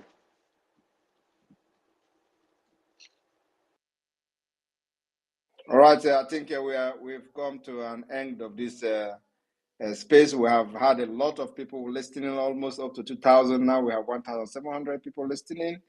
And so I thank you, all Biafrans, for listening to this space. I will be trying to be coming regularly as soon as I have a little space and a little time to come and inform you what is going on. But believe me, the Nigeria terrorist state will be very, very shocked in our what we're going to do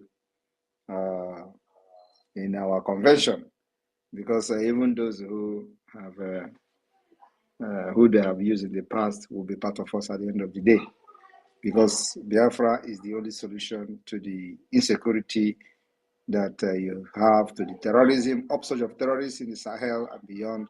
Biafra will end it because the interest is in Biafra. That is the only interest. So we need to stop them by making sure that Biafra become an independent state. I thank you all for listening this evening. May God bless all of you. And may God bless the Biafra government. May God bless all of you, the cabinet, ministers, head of department. May God bless the Biafra Defense Forces. I pray for strength. Tomorrow, we are waiting for another confrontation with the terrorist state of Nigeria. They have planned to come and attack Biafra Defense Forces in Biafra land tomorrow, and we're waiting for them. The order has been given to make sure that none of them go back alive. So if you are part of those who will be dispatched to come to Biafra land tomorrow, please tell your people you are coming with to come with body bags. You can never go back.